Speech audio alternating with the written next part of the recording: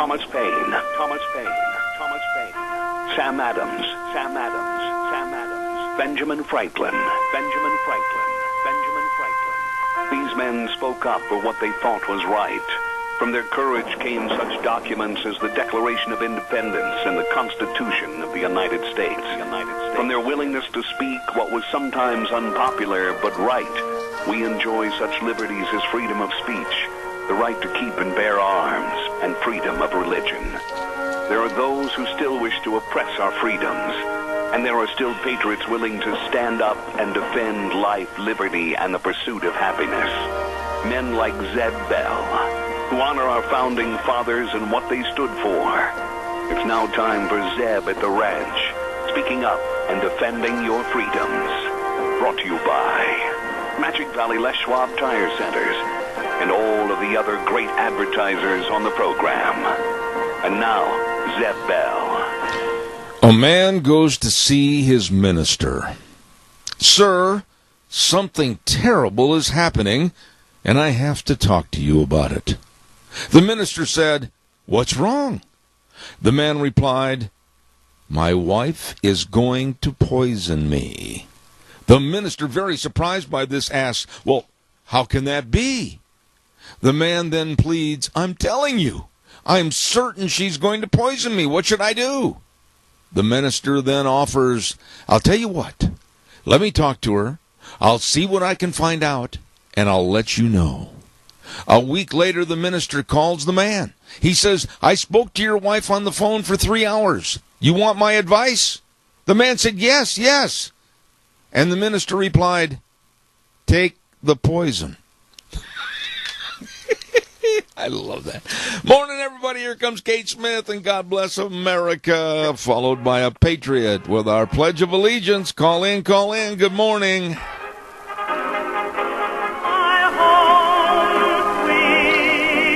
Oh, good morning, good morning, good morning to you. And by the way, this is Zeb Bell, Zeb at the Ranch, with our major sponsor, your Magic Valley Les Schwab Tire Centers, all 7 locations serving you. And, of course, some of our great advertisers like Western Waste Services, always at your disposal. Call, get on the route service, 734-6969. Right now, without further ado, let's go and have our Pledge of Allegiance. Good morning. Good morning. How are you? I am great. You ready? Yeah, don't take the poison. No, nope, don't take the poison. All right, buddy, go ahead. I pledge allegiance to the flag of the United States of America and to the republic for which it stands, one nation, under God, indivisible, with liberty and justice for all. You know, Doug, I want you to kind of sit tight for a few minutes and then call me back in a little bit after I start that segment, but I do appreciate the wonderful job you did on the pledge. Thank you, sir. All right, buddy. Thank you. Now, I want to warn everybody, occasionally you may hear I'll show you what it's going to sound like that. You might hear that. The flies have decided to come in and just start to, they stick to you. They're all over everything, and occasionally we're going to have a wipeout. And that means I've got my trusty fly swatter, my 39 center, and we're going to be getting rid of them. It's time for the weather, and the weather is brought to you by Cheney Flooring and Home Design. I mentioned a lot, and a lady called me the other day. And she said, well, now, when you talk about Cheney Flooring and Home Design, 1228 Oakley Avenue in Burley, look for the blue door. You mentioned kitchen construction. I said, yeah, Kyle is a wizard at designing and building kitchens the way you want them, all kinds of storage and really unique and personalized. You better give him a call at 678-6945 or stop in. Cheney Flooring and Home Design in Burley. And right now, here's the lovely Gino with the weather. Going to be another warm one for this August 17th as we are midway through the Cassia County Fair. And here's what you can expect as far as weather is concerned. Partly cloudy skies for today. Slightly breezy winds out of the southwest, right around 8 miles an hour. High of 91 with an overnight low of 64. Tomorrow, partly cloudy skies, high of 89 with an overnight low of 57. Winds are going to be picking up for Friday out of the northeast, right around 15 miles an hour. That's going to be dropping the temperature down to about 80 with an overnight low of 50. Sunny and 83 for Saturday, and then looks like we could see 90 again for Sunday. Yesterday's high was 92. The overnight low was 54. That is your weather for 7th Ranch. Hot mama! It's going to be warm. Hey, good morning. Thanks to Cheney Flooring and Home Design, 1228 Oakley Avenue in Burley. Look for the blue door. Really nice people. Quick reminder before we get into the main items this morning that it's time again for the annual Community Ice Cream Social at the Rupert United Methodist Church. And, of course, that is at 605 H Street in Rupert. It's going to be this Sunday, August 21st, and it's going to start at 6 p.m. on the front lawn of the church. So everybody try to be there to a big, good, old-fashioned ice cream social. By the by, don't forget our friends at Ramsey Heating and Electric. You know, I've had these folks on my program now for, I don't know, close to 16, 17 years. And I really, really do appreciate them and all they do. And the slogan, warm winters and cool summers, it's really true. They've got all your heating needs, all your electrical needs, all your cooling needs. They've got light bulbs to major input of your heating and cooling systems. I mean, they can do it all, and they do. 7:30 to 5 Monday through Friday. The doors are open. Number to call, 678-0459. Ramsey Heating and Electric at 2600 Overland Avenue in Burley. And another quick note, oh my goodness, every time I pick this little piece of paper up that says Denny's Restaurant, America's Diner, I start to drool. They're located at 611 Overland in Burley and also 291 Pole Line in Twin Falls. And a great special for August, buttermilk pancakes. Now see if this doesn't make you hungry. Come on now, be honest. Made with real butter, real milk, real eggs and a hint of vanilla, hand-mixed and griddled on the grill until golden brown, fluffy and tasty. Oh, buttermilk pancakes at America's Diner. Denny's Restaurant, 611 Overland in Burley. You stop in and see those good folks today. And remember, our lunch bunch will be next Thursday, the 25th, at Denny's. Folks, I make no bones about it. When I say the word evil, I mean the word evil. It wasn't that long ago, someone said to me, be really careful what you call evil or who you call evil. Be very, very careful. Well, in this case, there is no doubt about it that when you call George Soros evil, he is one of the most evil men in the world, if not the most evil man in the world. He hates the United States. He hates our capitalistic system. He hates our freedom. And his money and his followers are bent on the destruction of our capitalist free society. He wants no borders. He wants no borders. You know, this is one man, flesh and blood. An old man, 80-plus years old, sitting in a chair, and he wants no borders. I couldn't care less what he wants. He wants people to go anywhere, anytime, total chaos. Now, I overheard a conversation not too long ago when I was at the doctor's office, and I just wanted to jump in so bad and let these people know they were two of the dumbest people I've ever heard in my life. They were advocating no borders society. Well, we can go anywhere. We don't need identification. We can go here, we can go there. People don't realize. Did you ever stop to think? Did you ever stop to think how a country can be managed without borders? Think about it. You have to have laws. You have to have income to run and establish a country, a government, your laws, your communities, everything. Where will the money come from to run schools, hospitals, communities? You will have nothing but complete chaos. Here today, gone tomorrow. Commit a crime, go elsewhere. Absolutely no restrictions. Come on in, everybody. Why should you and I, from this day forward, with stupidity of George Soros, pay any income tax? Why should we pay any taxes to the federal government? Why should we pay any taxes to our state government? Why? Why should we pay and let others in and absorb our wealth? And why should we pay to have these people absolutely commit utter chaos? Murder, steal, take what you want, no law enforcement. Who's going to pay for the law enforcement? Oh, yeah, you say the taxpayers. Well, then let's close the borders, and if people want to come in legally and become citizens and taxpayers to help support the system, fine. If not, stay the heck out. Soros has already given millions to the campaign of perverted Hillary. Along with her running mate, Tim Kaine, who's a buffoon first class, they are taking money from Soros, and you know that's nothing more than blood money and money to make sure that they advocate his wants and needs in the future. And Soros is also donating a lot of money, millions of dollars, to a group that I will come out again and denounce them on the radio, and I couldn't care less if somebody's offended by it, because that's your problem, not mine. Black Lives Matter is one of the worst and most evil and sinister and worthless groups that ever started in this country. And Soros is funding them millions of dollars. This man is evil. Calls are welcome. 436-2244, 1-866-927-4587. Give me a call, please.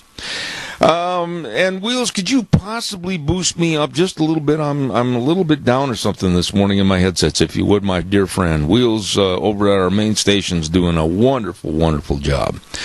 Burley Physical Therapy and Rehabilitation, 1263 Bennett Avenue, Suite 2 in Burley. I have bragged on these people, and it's never bragging when it's a fact. And it's a fact. They are absolutely the best.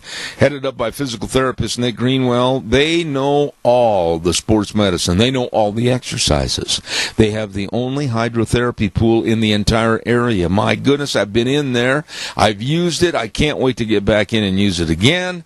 And it helped me. It'll help you get back to being you. Call 678-1191.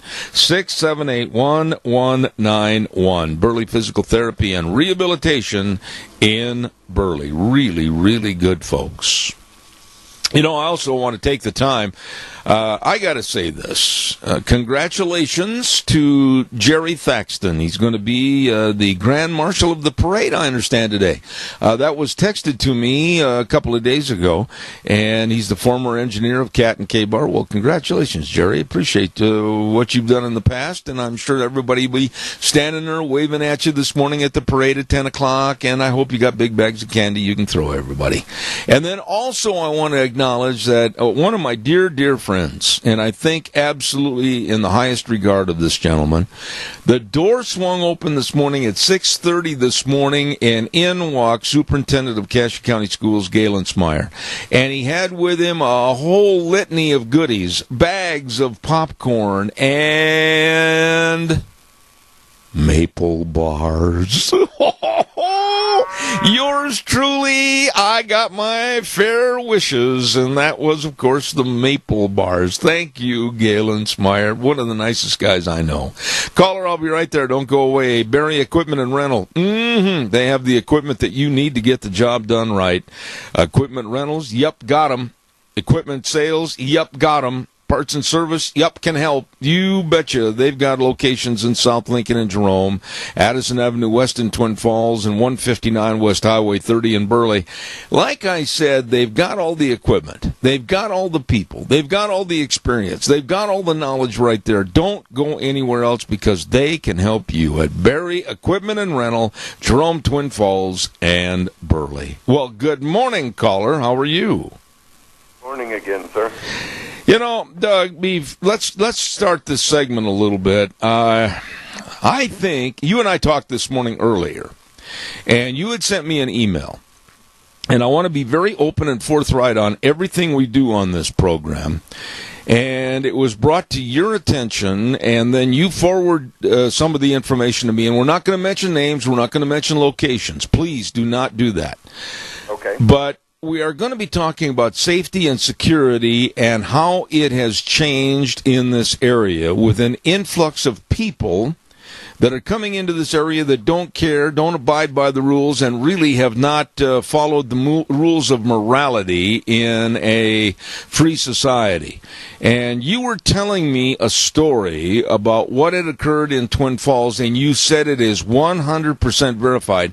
Again, without mentioning names or business names or whatever, give us a little bit of a gist of the rundown. Well, this young couple went into a store in Twin to go shopping, and the young lady forgot something out in her car. Well, these three guys followed her outside and was harassing her and fondling her and grabbing her. Well, the young lady is been homeschooled. She is very shy, very timid, and her husband is a small guy. He's not very aggressive. He's kind of timid himself. So they didn't know what to do. They were just scared to death. So they just left. They didn't even report it. And I told a friend of mine that informed me about this that they needed to report it. Absolutely. On the video cameras of that parking lot and get these people. Absolutely. But they said that they were without profiling, which I don't give a damn if I'm politically correct or not, but they were not native to America. Okay, now stop right there. Let's kind of break this down a little bit. First of all, timidity in this day and age is only going to get you hurt and or killed. Let's call it like it is. Timidity will get you hurt and killed. There are those in our society, and you know some, I know some. Oh, I don't want to do that. That might cause trouble. Ooh, I don't want. Listen, folks, you've got to be on the offense, not the defense. And when I say that, I know I'm going to take some heat on it, but Doug, you understand, you and I talked prior to the program, and I'll stand behind this statement. You have to go on offense. In other words, you got to get in the huddle, call the plays, and you have to be in control of the situation. Never park in the outer areas of a parking lot, ladies. Wait if you have to, 5-10 minutes or whatever, for a car to move up by the store, and then park there. There are many, many things that you can do to help be on the offense for your own protection. But for heaven's sakes, if somebody is aggressive or does something as heinous as this, take pepper spray and spray them in the face, call the police, get it reported, because they're going to do it to somebody else. Yes, and I hate to run, but I had a customer just come in. So. Okay, Doug, I appreciate it. Thank you very much. All right. You know, I don't care what the circumstances. I don't care where. I don't care who. You have to be on the offense today. Ladies, find a closer place to park in a parking lot. Wait. And then, when you find that parking spot, wait for others maybe to be going into the store, kind of commingle with them as they go in the store, and do the same when people are leaving the store in the general direction of your vehicle. Kind of come out in a group, 3, 4, 5 people, whatever it might be. And you got to watch what's going on. If you see people that are standing around just watching, be wary. Be scared, because they may be wanting to do something illegal towards you. And I think the greatest invention ever was the electronic warning on your car. You know, the deet, deet, deet, deet. You know, keep that in your hand as you go out of the store. And boy, I'll tell you what, if that doesn't draw attention, nothing will. And there's so many things. Pepper spray. Carry pepper spray. Maybe a small knife in your purse, and or even a gun. Yes, I know there's people out there, the goody two-shoes type, that dance around like the Sugarland fairies and say, oh, a gun, a gun, a gun. Listen, if it is your wife, your grandmother, your sister, your daughter, I'm telling them they had better be protected. There are bad people in this world.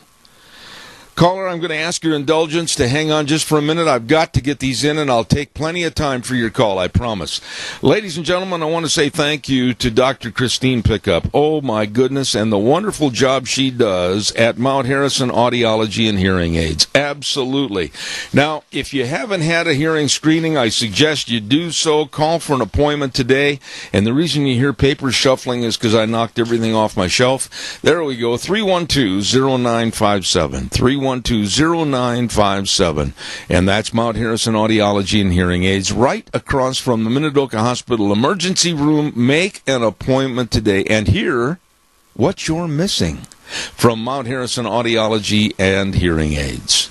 By the way, too, over in the Rupert area, everybody knows on the square, the delicious restaurant and bakery at Sophie's Chatterbox, 530 East Street in Rupert. Oh, my goodness. And every Monday we give away a full dozen cookies from Sophie's Chatterbox. Be sure and be listening on Mondays and stop in anytime, all the time at Sophie's Chatterbox. Morning, caller. You're on the air. Go ahead, please. Good morning, Zeb. Yes, sir. You know, yesterday my wife and I went down to apply for a passport. Oh, wait a minute. Doug, let me ask Keith, wait a minute. Keith, wait a minute. Is this going to be in reference to what I'm talking about, or is it going to be a different subject? Well, it's going to be about birth certificates. Well, I want to talk, I want to stay on this security issue, and you can go ahead and answer that because I'm on one story right now. I'm going to stay there. I'm very concerned about what's going on even in Twin Falls and even possibly in Burley or Rupert or anywhere.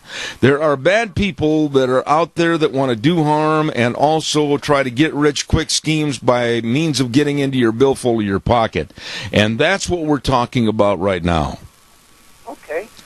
Well, I hadn't been listening careful enough, I guess. But anyway, about this type of thing, you know, it's going to get worse and worse as we let these people in our area. But there seems to be no way in the world that we can stop them from coming in. I'm not so sure.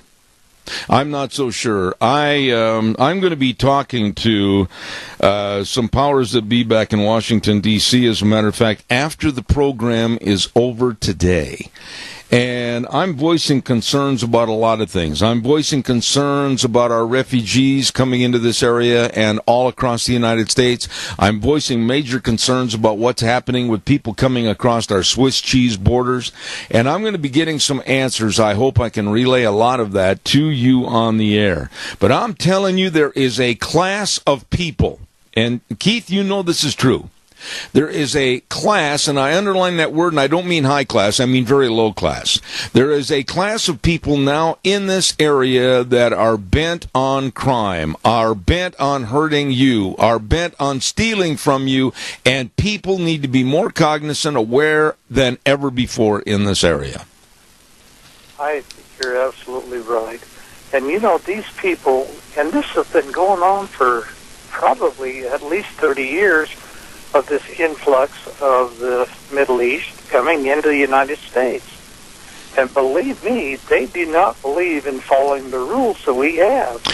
There are a lot of good people. I was at an auto auction in California, and it came up, we were talking about this, and they said these people from the Middle East, they didn't mention any names or anything, will not hesitate a minute to turn the speedometer back on the car because they know they're not even going to be put in prison, and they just do it in hopes that they get away with it. They don't need to follow the same rules we do.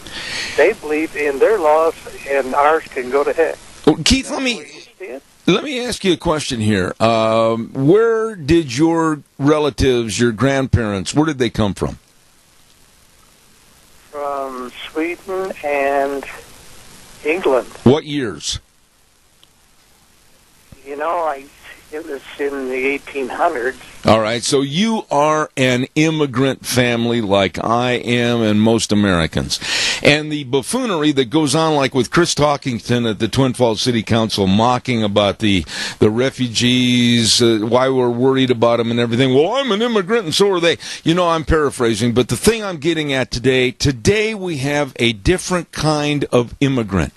Today we have again, different classifications. We have those that want to come here to America legally, and they want to meld in. They want to be a part of the language. They want to be a part of our customs. But Keith, you know as well as I do from years ago when my grandparents came here from Germany, they wanted to assimilate to the great American lifestyle with all America had to offer. And today we're hearing, oh no, they've got to have their culture. Oh no, they've got to have their language. Oh yes, we have to pay for translators. Oh, they want to have their own little divisions in the cities. Keith, I'm seeing the fragmentation of America. Do you agree with me or not? Absolutely. And another thing I want to add to it is these people like to go where there's a lot of other people, so they can just kind of blend in and do whatever they want to do, and nobody watches them carefully. If we had, say, 3 families move into the Burley Rupert area, they would be watched. And they don't want to be watched. They just want to just get in there and do whatever they want to do. And believe me, they don't believe in our laws. Well, there's a lot of things. So do what you want to do. I agree. There's a lot of things, Keith, that I'm very concerned about today, and one of them is it's the liberal left concept of, oh, everybody's going to sit around the campfire and sing Kumbaya and make chocolate s'mores. Keith, you've been in the car business. You know it can be a dog-eat-dog world out there, but right now the big dogs are trying to take over, and they're making a mess out of the world. And we are seeing some real class problems in America. Black Lives Matter, a group that absolutely is insidious and wants to propel them and their means above anybody and everybody else. All of these sinister groups like George Soros and others. Keith, the world is coming apart because the good people are not standing up and fighting back and going on the offense. Well, and I heard something the other day that one of our largest implement dealers in the area had sold out to a corporation, which I don't know who they are or anything about it, but this is what happens. This is where the big take over the little, and the little get nothing. I agree. Keith, always good to talk to you. Say hello to Nancy. Have a great day, my friend. Well, thank you very much. Caller, I'll be right there. Don't go away. Cassia County Fair is in full swing, midway of the week, and there's a lot of activity going on. Tonight, what are they going to have tonight? Let's see. The motorcycle and ATV rodeo. Oh, my goodness. They've got so many things planned at the fair. I mean, all day long, from like 1 in the afternoon, I think they've got entertainment in the gazebo area on the entertainment stage, and you can see all the exhibits. You got to go to the fair and have food and those maple bars. Thank you again, Galen Smyer. And oh my goodness, it's just so much fun. And then tomorrow night the PRCA Ram Rodeo starts, and the parade is this morning at 10 a.m. Don't miss the parade. Stand there and go ooh and ah and wave at everybody. It's going to be a lot of fun. Cassia County Fair and Rodeo all the way through Saturday at the Cassia County Fairgrounds. Caller, good morning. You're on the air. Yes, good morning, Zeb. Hello, my friend. Blood pressure down. Oh, you know what? Actually, my blood pressure is at the best it's been in my life. I mean, I feel like I'm a 19-year-old ready to bust out and go to college. Join the club. Okay. Hey, these bunch of undocumented people that are pouring into our country, they are the shock troops that are going to be used to take over our country when the right time comes.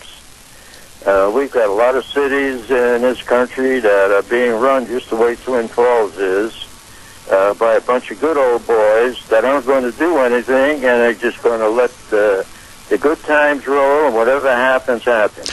You know, staying with the theme of safety and security this morning, as I started off with my dear friend Tony, as a senior citizen, and I guess I can call myself that now too, as a senior citizen living in Twin Falls, have you and Mary had to change anything or thought better of doing something that might jeopardize your security when you leave your house?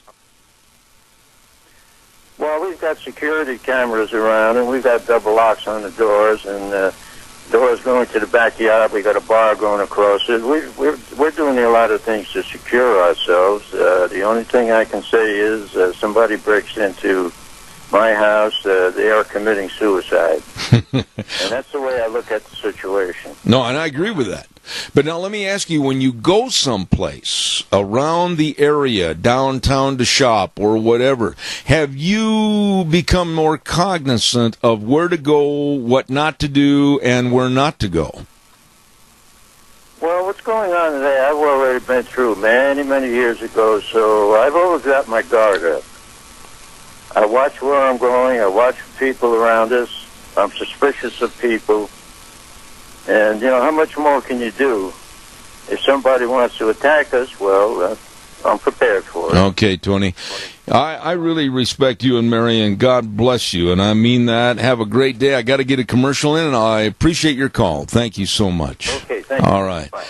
The main reason I wanted to talk about security this morning, I've noticed, and I observe a lot of people. I mean, ever since I was traveling full-time in the rodeo business and going all across the United States and Canada, you wait in airports, you wait in certain locations, you look, you see, you study, and you watch people, and you learn about what not to do and what to do.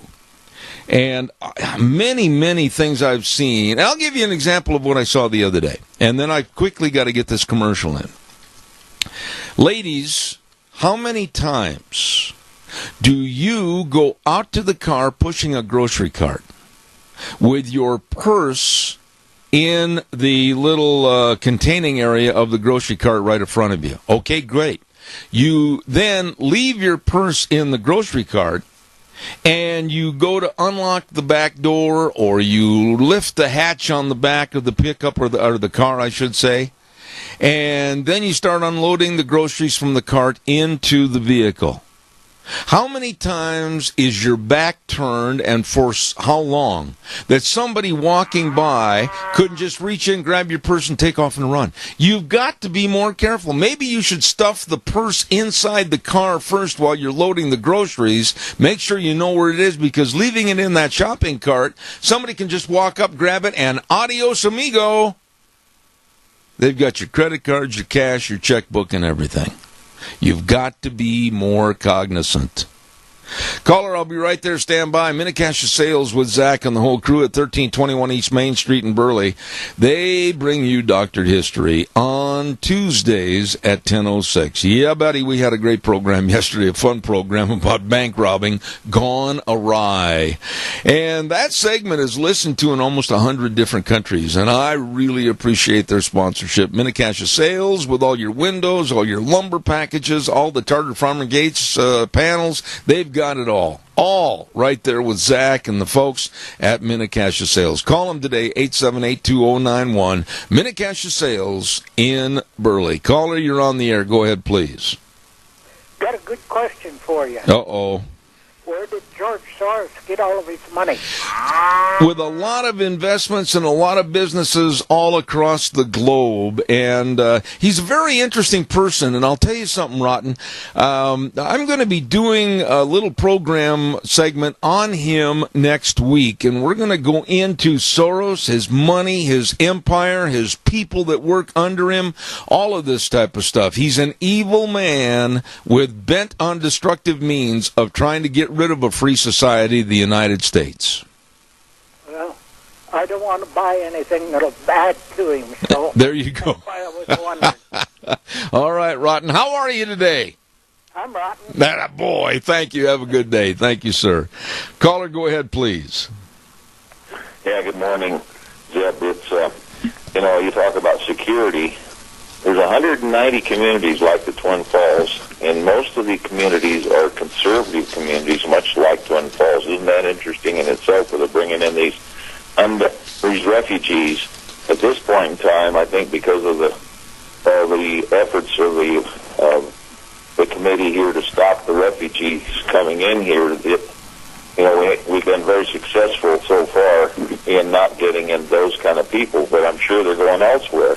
But you talk about somebody, Soros being evil, I think Hillary Clinton would be on the same scale. You realize, she wrote a 92-page senior honors thesis on the radical community organizer, Saul Alinsky. And Hillary met with Alinsky many many times, and then after his death, she maintained a relationship with Alinsky's main community organizing group called the Industrial Area Foundation. Mm-hmm. You ever heard of that before? No, that's been totally off.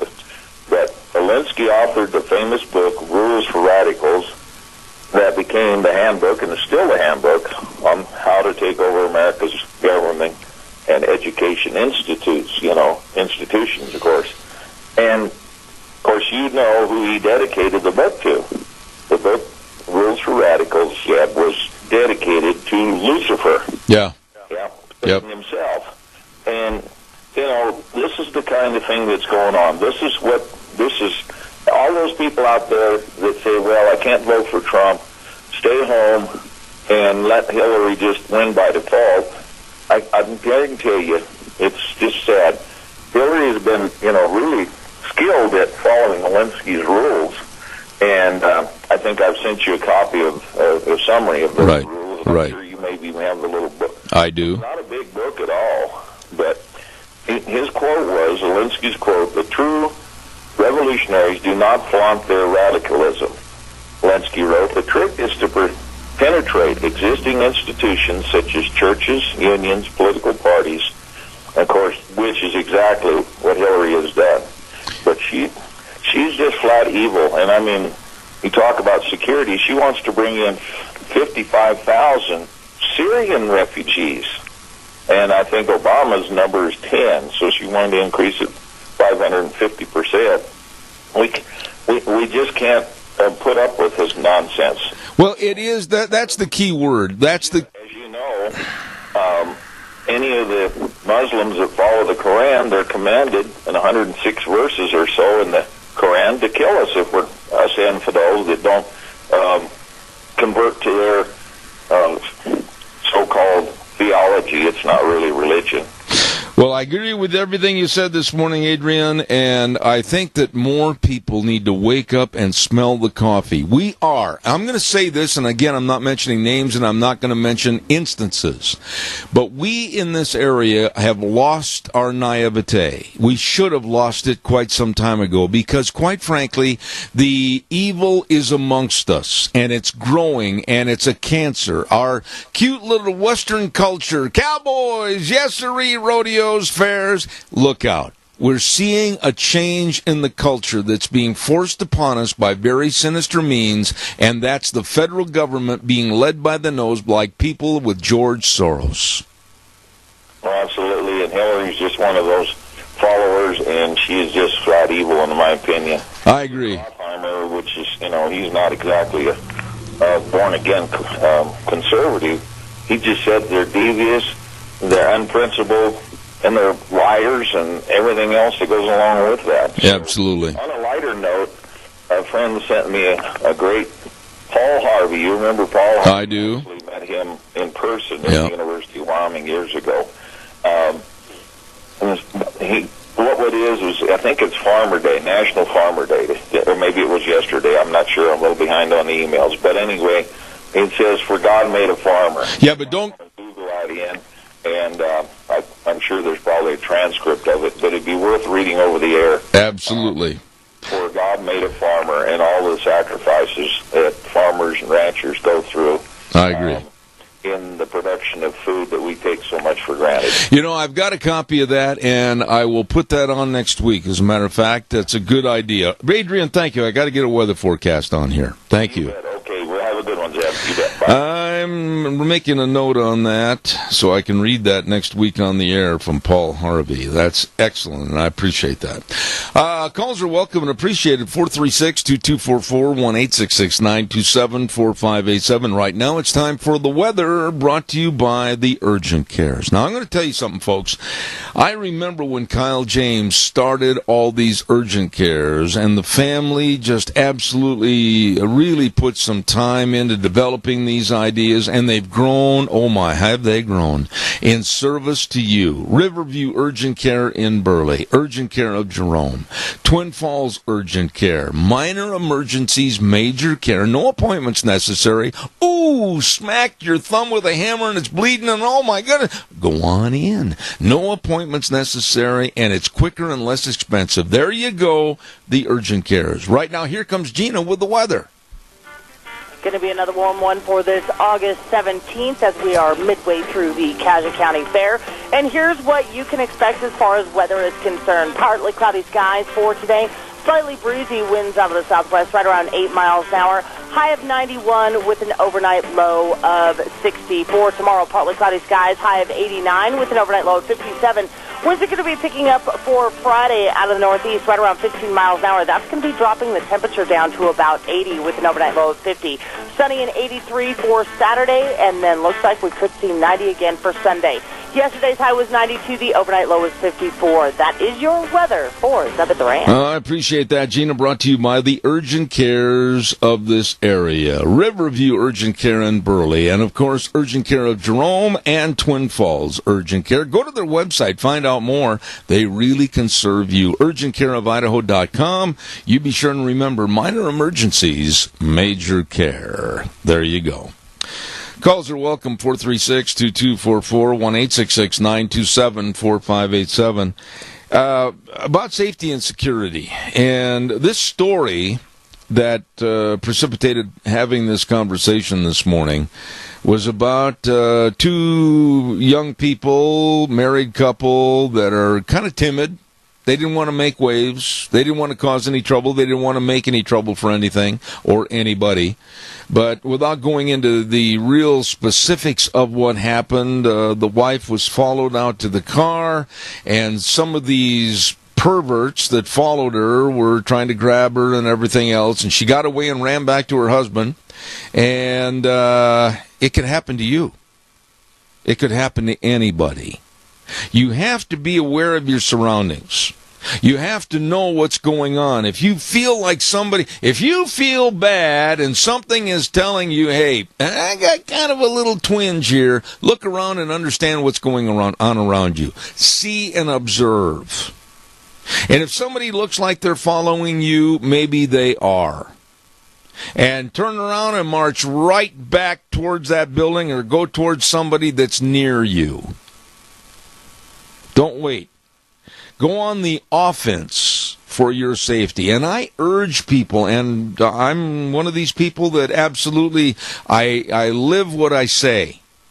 You've got to protect yourself, and you have to be able to protect yourself with the means necessary. I'll underline those words again. With the means necessary.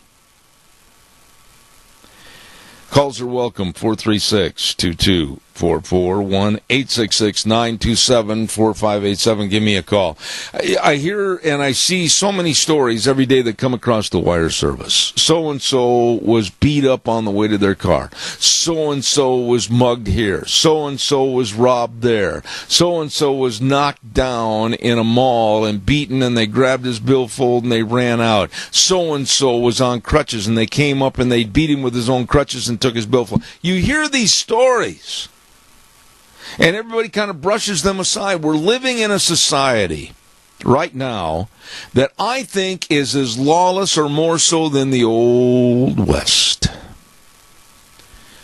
Don't forget the Gooding County Fair and Pro Rodeo. Oh, my goodness sakes, their fair is going on right now, and they're having a ripping good time.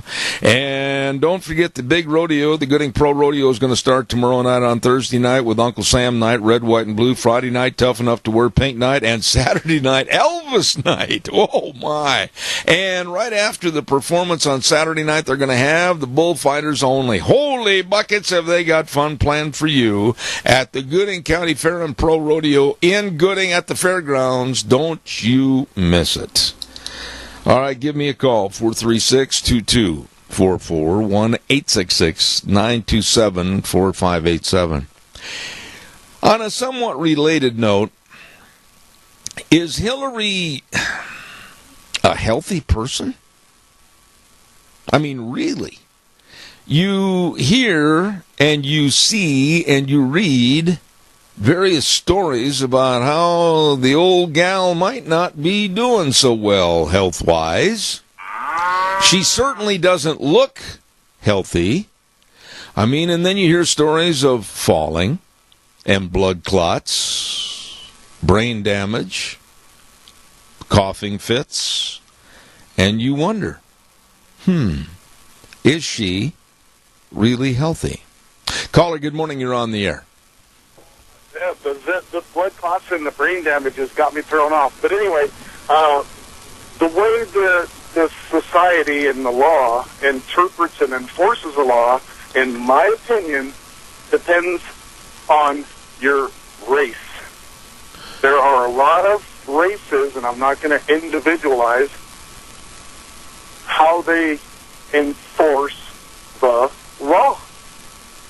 Your take. Well, you left it open. I mean, there's a lot of doors I can walk through here. Number one, this is my belief right now. Maybe you agree with me, maybe you won't.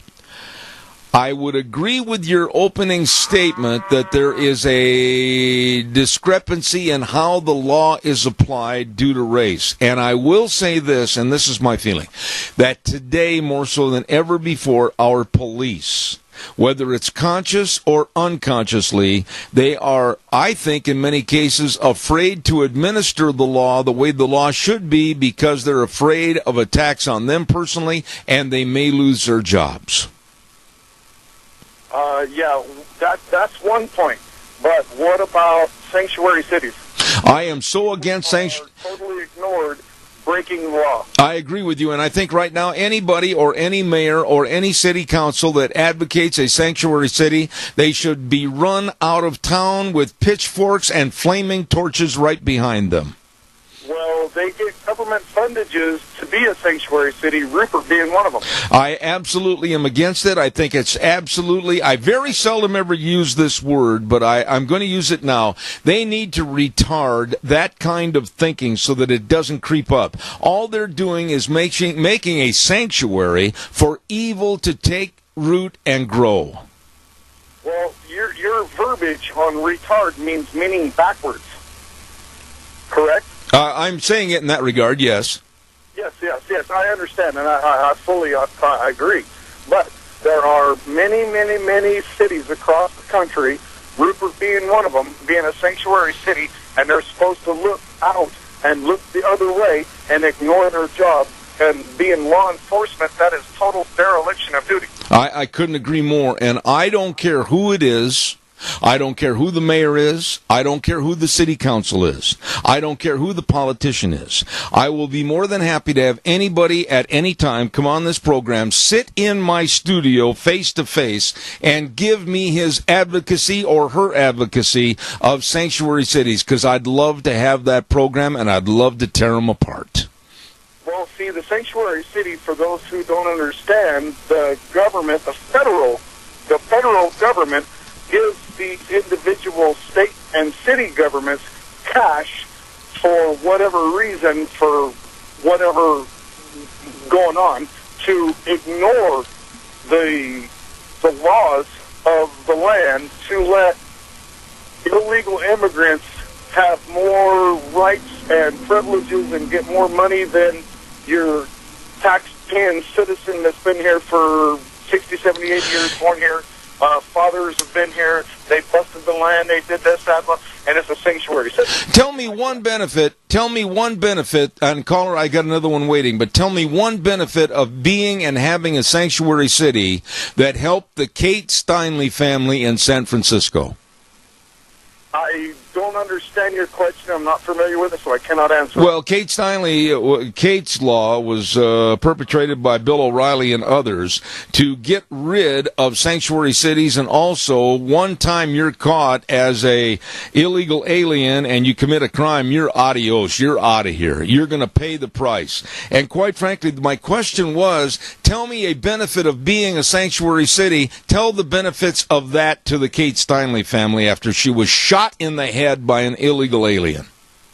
Bottom line, the people in the city, which are higher up governments, bottom line dollar. Yeah, you got it right there, money. Sir, appreciate your call. God bless you, man. Appreciate it. God bless you. Caller, real quick, I've only got about 35, 40 seconds, and I got to do a commercial. Go ahead. I'm sorry to keep you waiting. That's fine. I just was wanting to make a comment earlier when you was talking about the Black Lives Matter movement and stuff like that.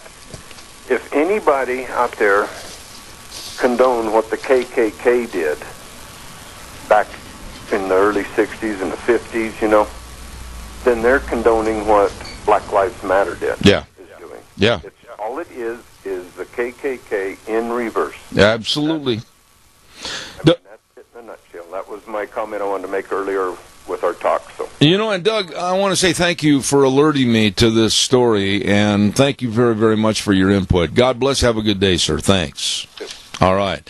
Hey, I want to remind everybody about our major sponsor, your Magic Valley Les Schwab Tire Centers. All 7 locations serving you and serving you well during summer travel time. You know what? There's still plenty of time to get out, get up in the hills, get away, go see Aunt Martha and Uncle Fred.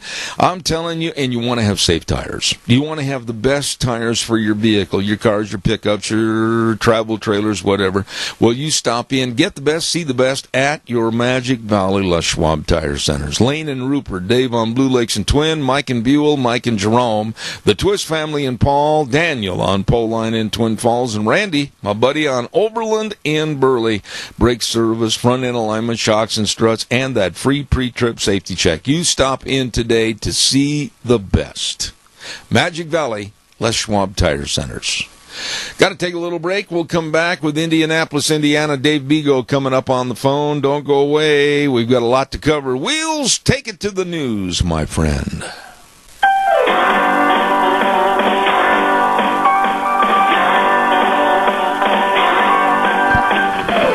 Oh, my goodness sakes. Big parade this morning for the Cassia County Fair and Rodeo. Don't forget that. Candy and wave, and smile. Zeb at the Ranch, I'm Zeb Bell. Brought to you by our major sponsor, your Magic Valley Les Schwab Tire Centers. All 7 locations serving you. And, of course, some of our great advertisers like Western Waste Services. From the canyons of the Snake River and all across southern Idaho, we're always at your disposal. Western Waste Services, we care about our community, our resources, and this great land. Western Waste Services is lending a hand, always at your disposal. Western Waste Services. I need a dumpster, and I got to call Western Waste Services, and I don't know what size to get because, man, my wife has threatened me. This office is absolutely inhospitable. We've got to clean it up, so I'm going to be working on that starting this afternoon. And a lot of projects going on here, so if you need a dumpster, you need to throw away a bunch. They've got dumpsters in various sizes at Western Waste Services, always at your disposal. Call them at 734-6969. Once again, that number, locally owned and operated, great people at Western Waste Services, 734-6969. Also want to remind you the Cassia County Fair is going on today, along with the parade this morning, this afternoon.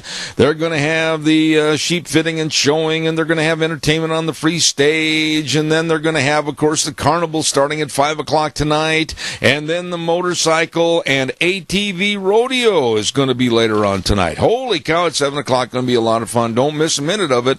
Your Cassia County Fair and Rodeo at the Cassia County Fairgrounds in Burley. Let's go to the phone line right now because I've got one of my dear friends on the air from Indianapolis, Indiana. Good morning to Mr. Hoosier. Dave Bigo, how are you? I'm doing great, Zeb. How you doing? I'm nervous. I have great trepidation this morning. I'll just be blunt. I feel that the Trump campaign is too little, too late, too many changes coming in less than 90 days before the election. I don't think they can pull it off. I'm not trying to be negative, but I'm getting really worried. What are your thoughts? Well, it is concerning, but there is a lot of time, and quite honestly, the debates are going to really steer this thing where it's going to go. And how he does in the debates, I think, is ultimately going to decide whether he's elected or not. But, the major shakeup that he had yesterday in his campaign, obviously it takes time to get people on board and doing things and that. And, he's added a couple people, Bannon from Breitbart and Roger Ailes. And I've not met Bannon, but I've dealt with Breitbart, and they can be difficult to work with, and I hope they don't get him back on his track where he's just off the cuff, ad lib and saying things he shouldn't. And then, Roger Ailes obviously has his own problems that can be used against him. So it's going to be interesting. Well, it's going to be interesting, but then on the other side of that coin, I'll use the word, and anybody that wants to correct me, they can try, but I'm not going to change my attitude. On the other side of the coin, we've got Hillary, who is basically much funded by the Soros Foundation and George Soros himself. We have evil personified. This woman absolutely is scary with her approach to the Second Amendment, her approach to the First Amendment with freedom of speech and the curtailment of such. I mean, don't people realize the real evil, the sinister evil that is represented by possibly letting the Clintons back in the White House? Well, Zeb, I'm sure there's a lot of people do, but, the problem is you got a lot of people out there very naive, and they don't follow things very closely. And they think some of the things thrown up there, they're told this by the Clinton campaign and their supporters, like the unions and others, that this stuff is not true, and they provide these people with rhetoric and misinformation to brainwash them. And knowing these people, a lot of them, a big percentage of them, they can get on their side. And again, Trump has to understand that. He has to go out and expose the rhetoric and misinformation and lies of the other side and do it in a professional manner. But I will say, his speech last night, and then I heard him on an interview afterwards, he was much more subdued. He was very quiet. In fact, I was really surprised at his demeanor. And so hopefully he can get this in the right direction, and when he gets to the debates, he can go after Hillary, and he can he can expose this stuff during the debates. Now you mentioned the debates, and I, for one, will come right out and say I think it's absolutely stupid. I'll use that word, stupid, to line up any debates in correlation at the same time with NFL football games in the early fall. That's what people in this country are going to be watching, and it's going to cut the numbers and I think the activity of watching those debates. Absolutely ridiculous. They should have never scheduled it at that time. Your thoughts? Oh, I agree with you. I mean, and I can't believe the Republican Party went along with it. And where some of these debates are and who's holding them. But still, the thing is that there will be replays of those, and people will be able to go on and watch them, or go online and watch them. And I'll go back to Mitt Romney. Mitt Romney came across very professional, but he was too nice. I mean, he didn't go on the offensive against Hillary. That's right. And Trump, I'm sure, will go on the offensive, but he has to be professional about it, and that's the biggest concern. And he needs to wake up to that. He needs to be very professional, but he cannot back up. He knows that the press is going to be very slanted against him. Oh, they'll play the gender card. He was so mean to that lady. They'll play every card they can find, but he cannot. It's like being on a bowling alley. He can't afford to go on the gutter either way. He's got to stay on the alley. Would you agree with that? Oh, absolutely. And, what he has to tell the American people, I am not going after a person because she's a lady or, from any other background. I am exposing what is truly going on in this country and what we need to fix, and that this particular person is part of that problem, and we need to fix it, and I'm the one that can fix it. Absolutely. And here's how we're going to do that. Absolutely. We have a caller with a question. Caller, go ahead quickly, please. It just seems like we get in this position every 4 years, and the Democrats, they're all together because they have no principles, so there's no reason for them to stand up and be divided. They just know that the ends justify the means. And here we're out here bickering amongst ourselves because we think we have a better idea or a better candidate. And I'm saying, if we don't win the damn election, we're screwed. And I say to yourself, whether or not it's the local newspaper who can do nothing but play op-eds about Trump being, stupid or whatever it is. And you say to yourself, does Manafort, the campaign director, is he in charge? Is Trump doing what he wants? Does Trump's children tell him, hey, you'd think that, can we get this thing figured out? I don't know. I'll hang out. I think it goes back to what we stated initially, but go ahead and give him a short answer on that. Would you please, Dave? Go ahead. Well, it's obviously tough to get it straightened out, especially with his changes and that. But again, I think it comes back to, I wish he had more of a ground game, and I've talked about that before, especially in the swing states like Florida and Ohio, Pennsylvania, Colorado, Michigan, Wisconsin, those places. I wish he had more of a ground game where he was getting out in front of people and talking to people, and his people were talking about what he really wants and wants to do. But it comes back to him too. And Zeb, I've said this on your show the last few weeks. When I was attacked by the SEIU, they wanted me to come out and say off-the-cuff remarks and things that they could use against me. I didn't do it that way. I exposed them for their lies and their misinformation and the fact that they didn't know what they were talking about. And I did it in a professional manner. And, the tide turned. And he needs to do that the rest of the time up to the election. He really has to do it in the debates, because I really think the debates are the turning point one way or another for the American people.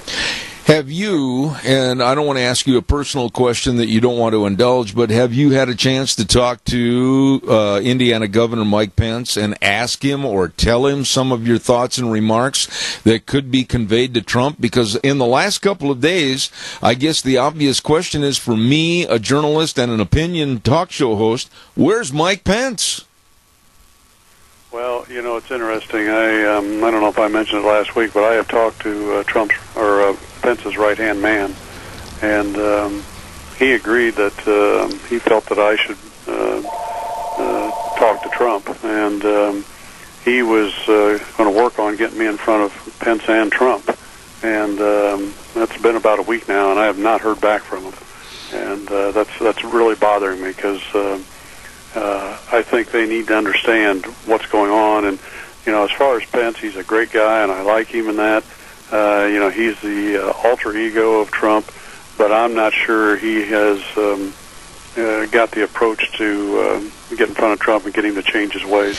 I have been talking to quite a few people in D.C. and also New York City that know Hillary very well. I'm not going to divulge names or sources on this story this morning. It's not necessary. But I will say that many of which have covered Hillary as far as when she was Secretary of State, and even before that as a senator in New York. And the health issue of Hillary keeps cropping up, talking about the stories of falling, the stories of blood clots, the stories of possible brain damage, the stories of coughing fits. Really, the American public doesn't know, and I think you'll agree with me on this, Dave. We really don't know that much about Hillary other than her political perspectives. We don't know anything about the old girl, do we? No, we really don't. And, again, that's things that, Trump's campaign ought to be working on and trying to get information to expose. And if you just watch her and I've seen some films of her walking up steps and stuff like that. She obviously has some problems, and in a professional way, you can say we need a healthy, active person as president of this country. Somebody that is sharp and mentally sharp and physically sharp, and it can be available and stand up when the country needs them to do that. Absolutely. You know, in a related subject, I want to go back a little bit to George Soros. Now, Dave, this man, this insidious man, has nothing on his mind more than taking the capitalistic system in a free society of the United States and destroying it. He doesn't like capitalism. He doesn't like our borders. He doesn't like America. He doesn't like the structure of our Constitution. He wants to make it an open borders just like the rest of the world. Come here, come everybody. And this is absolute chaos. And this man and his money, they should be feared, not just looked at and scorned, but they need to be feared. Would you agree with me? Oh, absolutely. I think he's, as I've written in my blogs about President Obama, the great pretender, I think he's part of this whole conspiracy on the left to bring down this country, implode the economy, and take over and establish socialism. And the reason they want to do this, Zeb, is real simple. They want control. They think they're smarter than everybody else, and they think they ought to be controlling everything. And that's what and if you look at all the groups behind them, like the SEIU and Black Lives Matters and, some of Soros's groups, that's what this is all about. Yeah. Dave, you mentioned Black Lives Matter. And I have come out on this program numerous times, and I have denounced them, I have denigrated them, and I will continue to do so. And that is a major funding. A big check has gone from Soros's hierarchy right to Black Lives Matter.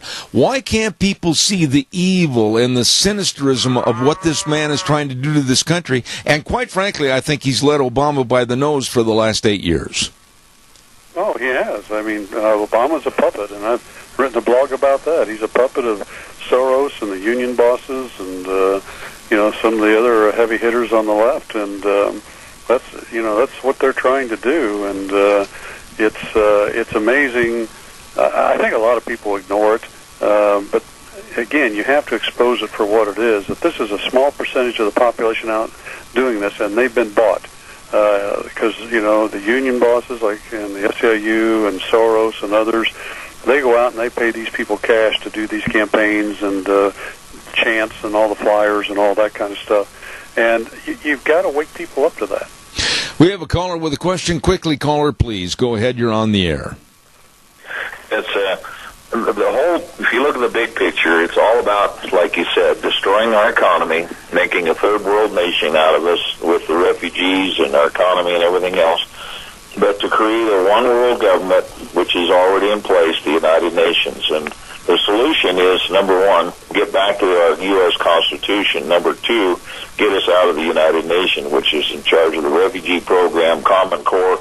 They all have a common denominator, and it's the United Nations. It's been run by communists since its inception. So I'd like him to comment about the United Nations. But H.R. 1205 will get us out of the United Nations, so we need to be hammering our elected people to do just that, get out of the United Nations. Absolutely well stated. Dave, I also absolutely abhor the United Nations and the power, their insidious powers behind the scenes and under the table. What are your thoughts? Oh, there's no doubt about it. And, they use America's money and might to do their bidding. And, and again, Zeb, you'd have to go back in my blogs, but I've talked about this, that we need to be out of it, and that, countries around the world that we support and defend militarily, they need to pay their fair share of that. America isn't going to pay for it anymore. And I think Trump is right on those things. And, again, he just has to keep exposing these things in a professional manner. Dave, one other quick subject I want to get into this morning, and I think, again, we'll be on the same page here. While all of this is going on with Soros and Hillary and Trump with his campaign and everything, there are a lot of very serious news stories that are being overlooked, one of which is Obama and Guantanamo Bay, and letting out 15 more terrorists out of Gitmo, 4 of which are extremely dangerous. One was the bodyguard bodyguard to Osama bin Laden. Another one worked for bin Laden. Another one is an expert in making bombs. Another one is an expert in creating and forming jihad schools. What kind of insanity is this absolute asinine man Obama doing? Again, Zeb, it's a part of the overall objective to bring this country down and declare martial law and take over. And as your guest or caller said, they want a one world order, and that's what this is all about. And they don't care about this country. They believe we're fundamentally wrong because we stand up and we try to do the right things and we fight back, and they don't like that. Well, I'm just appalled as to what's going on with the force feeding, if you will, of communities around the United States that are being told by this administration, here they come, look out, there's nothing you can do, we're going to bring them in, they're going to live in your community, referring to the refugees, whether they're Syrian or from the Middle East in general. There's nothing you can do except accept them, accept their culture, pay for them, pay for their food, pay for this and that, pay for translators. Dave, I've had enough. Well, it's going to get worse. I'm going to throw one thing else out at you in your audience. I had some college people visit me this past week, and they have a program on their campus called Uncoke Your Campus. And it's a group that's going after the Koch brothers who, whenever they're sponsoring things on campus to help teach people about business and free markets and all stuff like that. And this group looks like it is associated with Black Lives Matters and maybe some others. And this is just another thing that the far left is trying to do in this country to brainwash people and to destroy the capitalistic free market system in this country. Dave, whatever happened to the days when you and I went to college to be students, to learn, to understand about the world, to learn how we can better our situation, study our chosen occupation, and become successful and attain goals? Now these punk millennials, most of which are going to college as paid activists. This is a joke. Yeah, and again, it's all part of a plan, and people have to understand that. And the people from this particular college, they told me, Zeb, it's almost unbelievable. It's the same type of campaign the SEIU used against me. Flyers being hung up around in the hallways on bulletin boards, having little rallies, attacking certain people in the administration, and how bad they are and bad things they do and all. I mean, it's almost identical, like the SEIU is actually running a campaign for them. Oh, my goodness.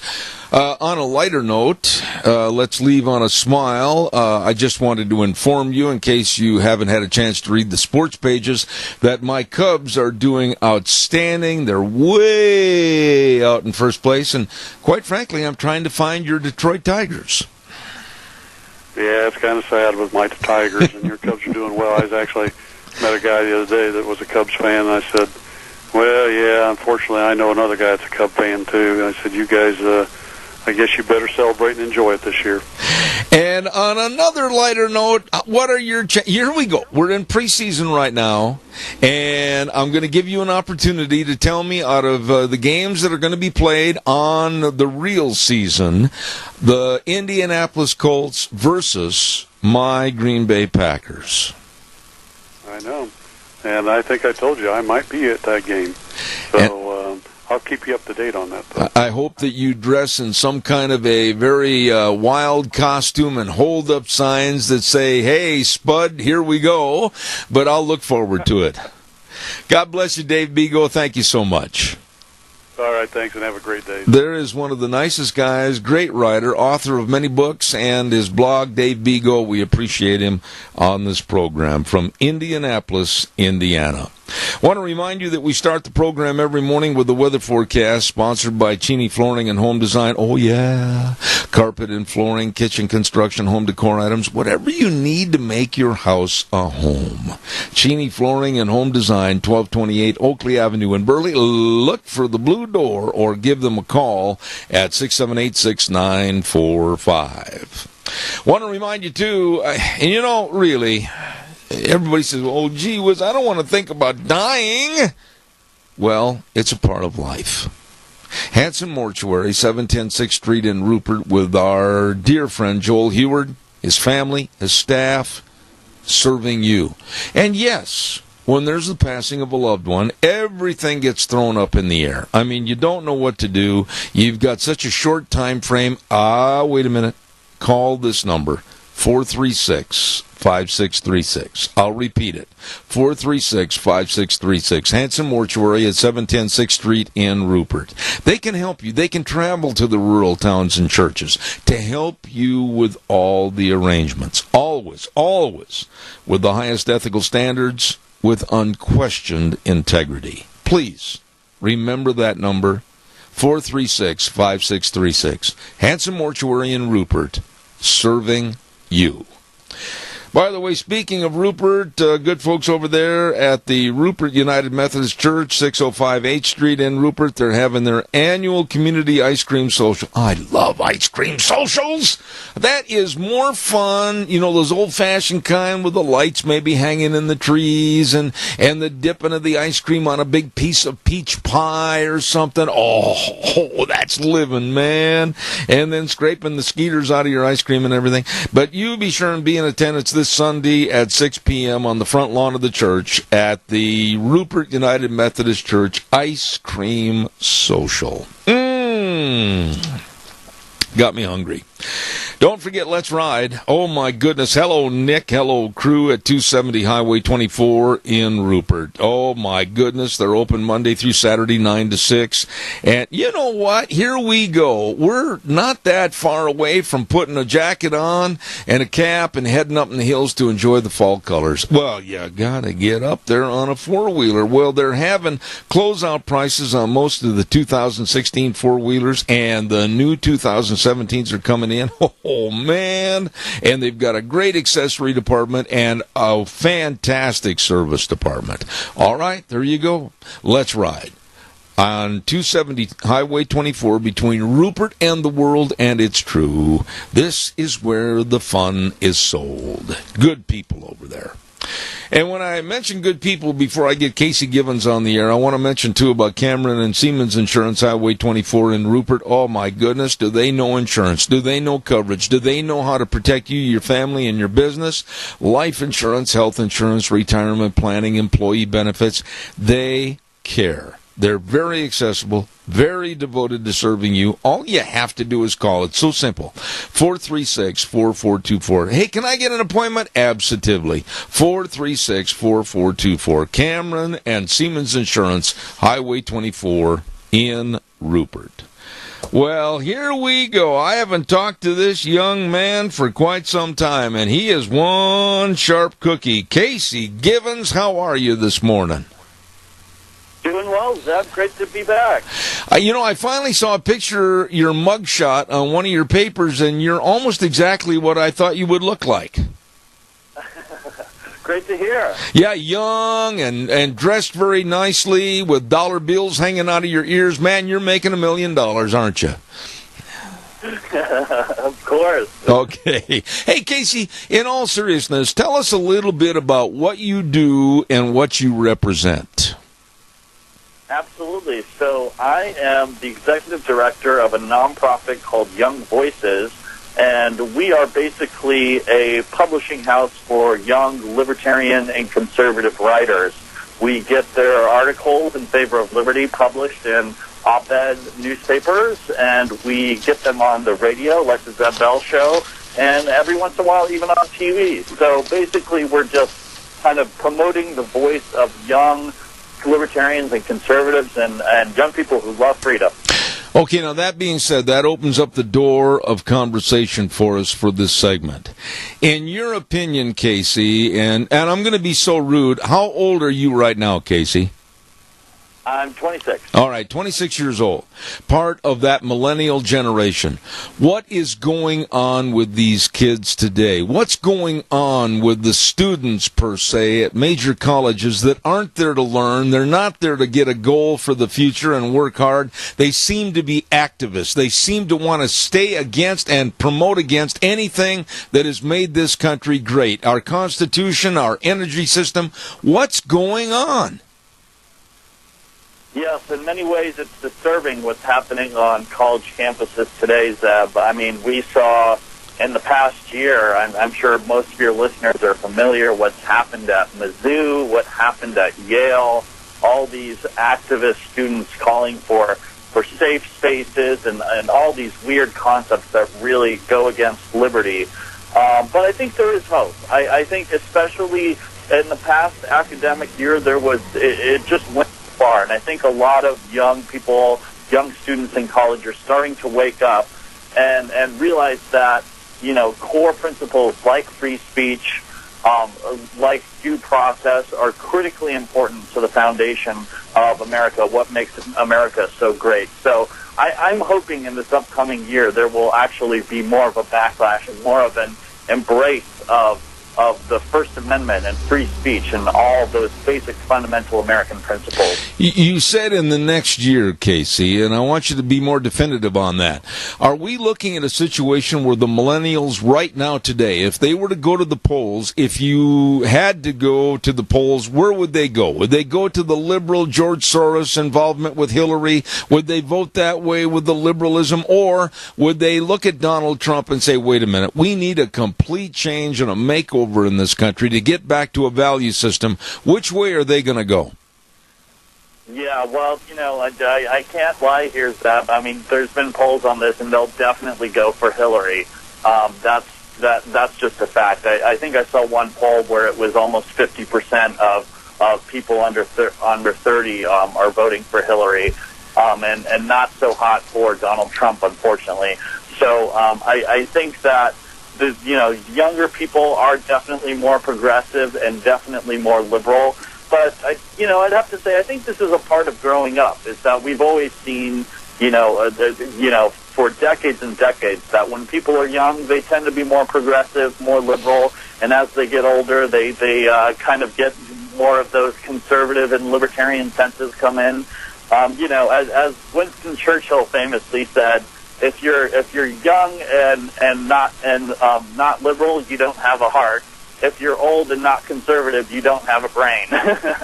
Well, what happened to you, Casey? And I'm not trying to be facetious. What happened to you that you have so much common sense? What was your upbringing? What were the friends like that you associated with? What were the activities that you associated with? You are a sharp young guy that's got his head screwed on straight. What happened to you as compared to some of these other people? Thank you so much, Deb. And, unfortunately, I am the exception to the rule. I grew up kind of in a small town in California, and for college, believe it or not, went to the People's Republic of Berkeley, Berkeley, California, and really kind of, I guess I grew up kind of from more of a conservative family, so when I went to Berkeley, it was really a culture shock, and I really kind of embraced kind of more libertarian ideas and started a libertarian club there. So I'd like to think that it was kind of the mishmash of being exposed to both kind of a conservative background and then a very liberal school that made me really think about the ideas of liberty more seriously, because I saw firsthand all the excesses at Berkeley and the hippies and kind of all these nonsense demonstrations and real life communists. They still exist on colleges like Berkeley, but unfortunately in many college campuses across the U.S. So unfortunately I am the exception to the rule. But I think as millennials get older, they will become more conservative, and in many ways we've already seen that. My generation is actually more conservative on some issues like abortion than previous generations as well. So I think there's a lot of hope. You know, you mentioned about as they grow older, they grow more conservative in their thinking. Oh, that's all well and good, but right now, Casey, wouldn't you agree with me, with your perception of politics and your perception of where we are today in this country, we don't have any time left. I mean, I look at this voting and I look at this election as the most critical ever. I am seeing the evil with George Soros and his multi-billions funding and supporting Hillary Clinton. I'm seeing the evil of Soros's money funding upheaval in our society with Black Lives Matter and many other organizations. We have got to clean this mess up now, not 4 years or 8 years from now. Yes, we certainly do. And, unfortunately, I'd have to say that, to reiterate that most millennials will unfortunately be voting for Hillary, and that's a fact. But I think that there still is hope.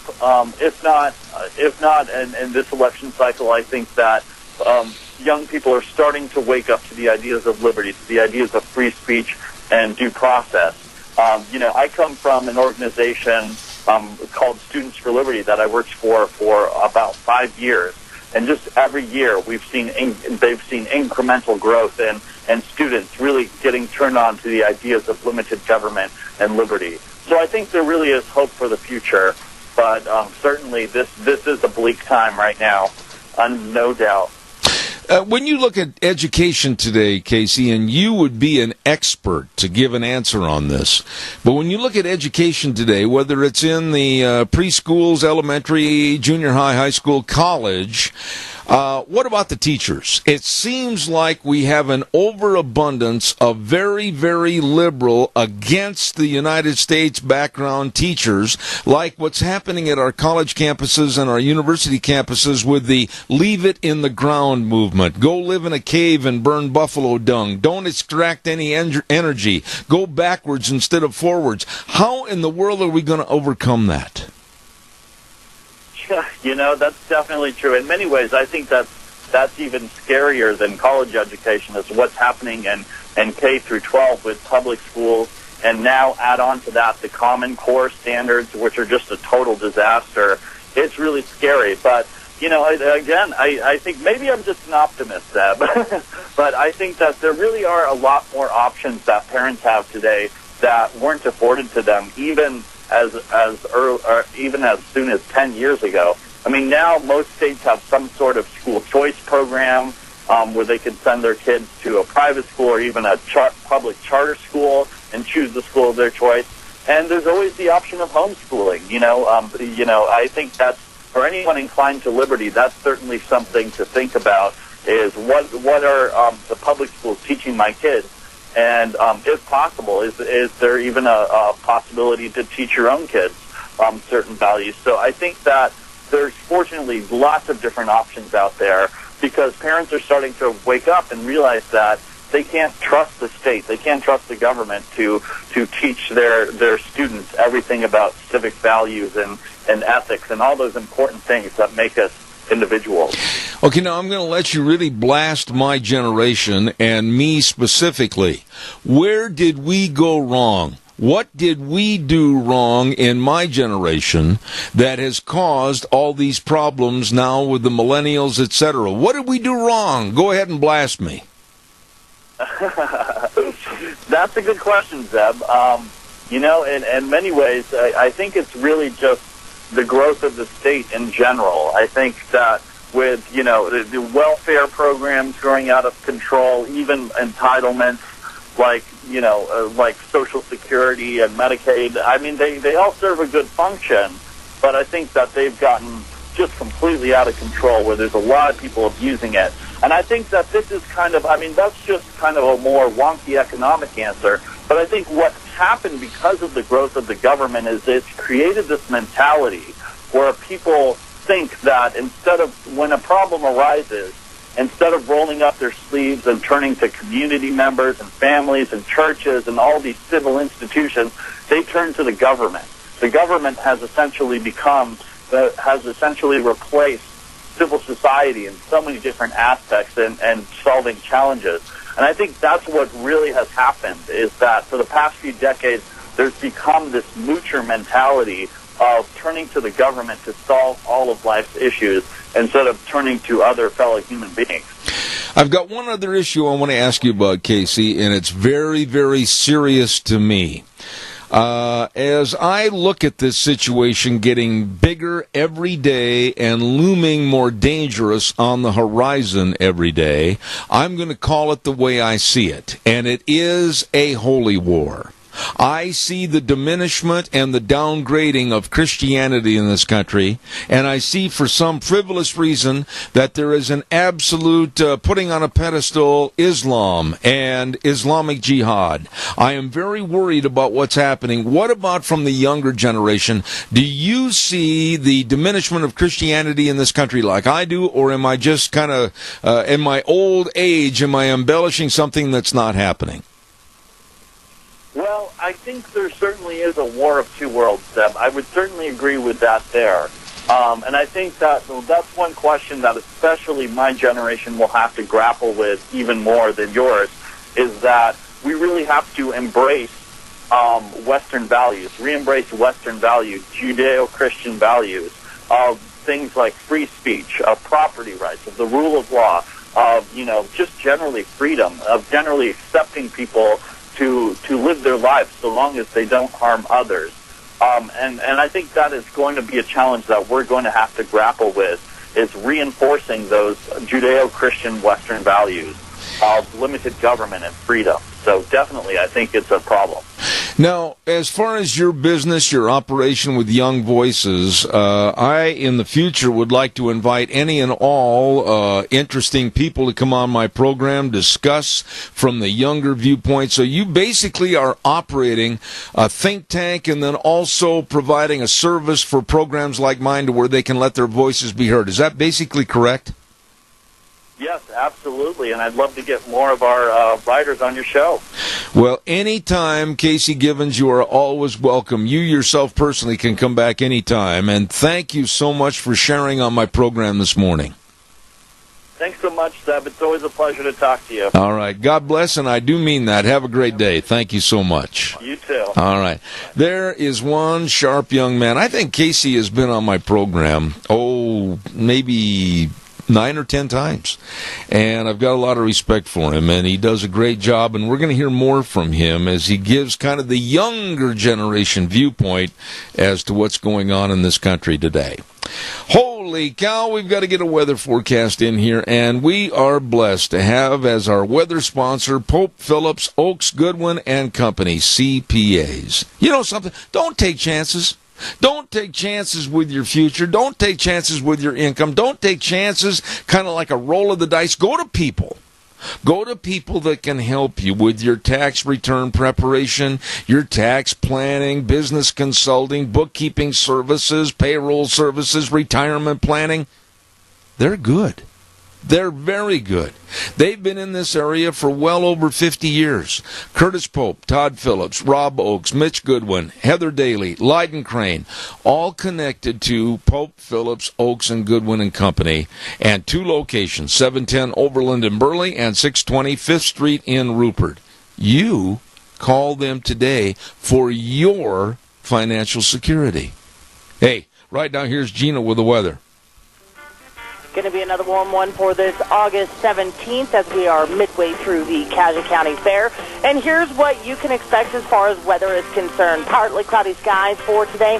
Slightly breezy winds out of the southwest, right around 8 miles an hour. High of 91 with an overnight low of 64. Tomorrow, partly cloudy skies, high of 89 with an overnight low of 57.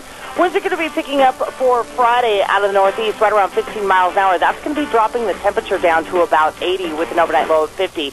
Sunny and 83 for Saturday, and then looks like we could see 90 again for Sunday. Yesterday's high was 92. The overnight low was 54. That is your weather for Seb at the Ranch. And the weather this hour being brought to you by some really good folks. How do I know? Because this is where I go. Pope Phillips, Oakes, Goodwin, and Company, CPAs in Burley and Rupert, and they've been serving the Mini-Cash area for over 50 years. Thank you very much. I'll take some more calls. Give me a jingle on the landline, 436-2244, 1-866-927-4587. Here's an issue that made me fighting mad when I heard about it this morning, and I want to hear what your thoughts are, especially, excuse me, with the Cache County Fair Rodeo Parade going on in just a few minutes. Back in Poughkeepsie, New York, some one person complained that the fire trucks had American flags connected to the back of the fire truck and demanded that the fire truck and that fire department not have American flags, take them off. Oh my goodness, the leaders of Poughkeepsie, New York got scared. Why, one person complained. Why, we've got to fall in lockstep with their idiotic ideas and take the flags down. And they did. How absolutely disgusting. And when asked why they took the flags off, they said, oh, well, we were afraid that they would be too distractive and too divisive. Oh, my gosh. Caller, good morning. You're on the air. Hi, I just have something to say about the man that was just on. Social Security is not an entitlement. We have worked for it, we've paid in, and we deserve it. And if the government would have kept their hands out of it, it wouldn't be in the mess that it is now. You know, no, stay with me just a minute. Don't hang up. Are you there? Yeah. Okay, don't go away. I totally agree with you. The government, with their fingers all filled with Scotch tape, so they can reach into the till and take out any dollars they want out of our money, our funding. I find it absolutely poor grammar. I've got a fly that's attacking me on the air, so if I sound like I'm moving around trying to kill him, I am. But that dipping into the till of Social Security, and now they're taking Social Security out, my dear lady, to provide to the refugees coming into this country, and that's also going to deplete the future of Social Security. What are your thoughts about that? Well, they need to leave it alone, and those people need to come, and if they want to be in our country, they need to come and get a job and work just like the rest of us have. Well, Social Security, and they earn it, that's all fine and good. Amen. No more this free handout to all of these people that just come for a free ride. You sound a lot like my thinking that I went to the refrigerator the other day and the gallon of milk of human kindness is empty. I want and demand that us as citizens get treated fairly like we should, and I think you'll agree with that. I do. God bless you for your call. Have a good day. Thank you so much. Thank you. Bye. I'm going to ask my wife, Deanne, this fly is absolutely bent on suicide. He won't leave me alone. Can you come over here, take this fly swatter? And I should never give you a fly swatter because you're a very dangerous lady with weapons in your hand. Kill that fly. He won't leave me alone. He's someplace right now. He's hiding. He saw you coming. And Deanne's going to get rid of that fly. And there's just one. He keeps buzzing the microphone and trying to get underneath my glasses. Where did he go? Don't hit him up there. He'll fall in my water. Calls are welcome. 436-2244, 1-866-927-4587. That lady that just called was absolutely right. It is too doggone easy, and this is something I'm going to mention to Crapo the next time he calls, Senator Mike Crapo, to dip into Social Security. Oh, well, the old people have got money. Let's take it out of the till. Oh, they'll never know the difference. They're going to die soon anyway. That's the attitude of our politicians. Well, I don't want to think about dying soon. I want to think about a retirement. I want to think about the money that I paid and paid and paid ever since I was 16 years of age. And I want to use that to enjoy my golden years. And I don't want some absolute Nimrod that works for the political aspects of our country going in there with Scotch tape on his hands and taking my money or giving it to deadbeats in our society. Calls are welcome, 436-2244, 1-866-927-4587. Oh, don't forget, too, the Gooding County Fair and Pro Rodeo. Oh, my goodness, Don Gill and the crew, they've really put together one heck of an event over there in Gooding. And I'll tell you, tomorrow night, Thursday night, Uncle Sam night, red, white, and blue. Friday night, tough enough to wear pink night. Saturday night, Elvis night. That'll be fun. And they're going to have the bullfighters only competition on Saturday night right after the last bull's been bucked out. All the cowboy trappings of the West. It's going to be a lot of fun. A lot of fun at the Gooding County Fair and Pro Rodeo this week. You get on over to the good town of Gooding. All right, calls are welcome, 436-2244, 1-866-927-4587. I don't know who these people are that call up and complain about, I don't like that United States flag on the back of that fire truck. I don't like that United States flag up on that veranda, up on that sun deck. Take it down. It offends me. Why are we catering to these people? In my particular case, if somebody told me to take my flags down, I've got many in this office. Wait a minute, 1, 2, 3, 4, 5, 6, 7, 8, 9. I've got 9 American flags hanging in this office. And if somebody comes in and tells me that's offensive and they tell me to take them down, I'm going to make sure that that number doubles to 18. Caller, good morning. You're on the air. Well, good for you. Do you have your red, white, and blue stars, stripes, and blue on your shirt?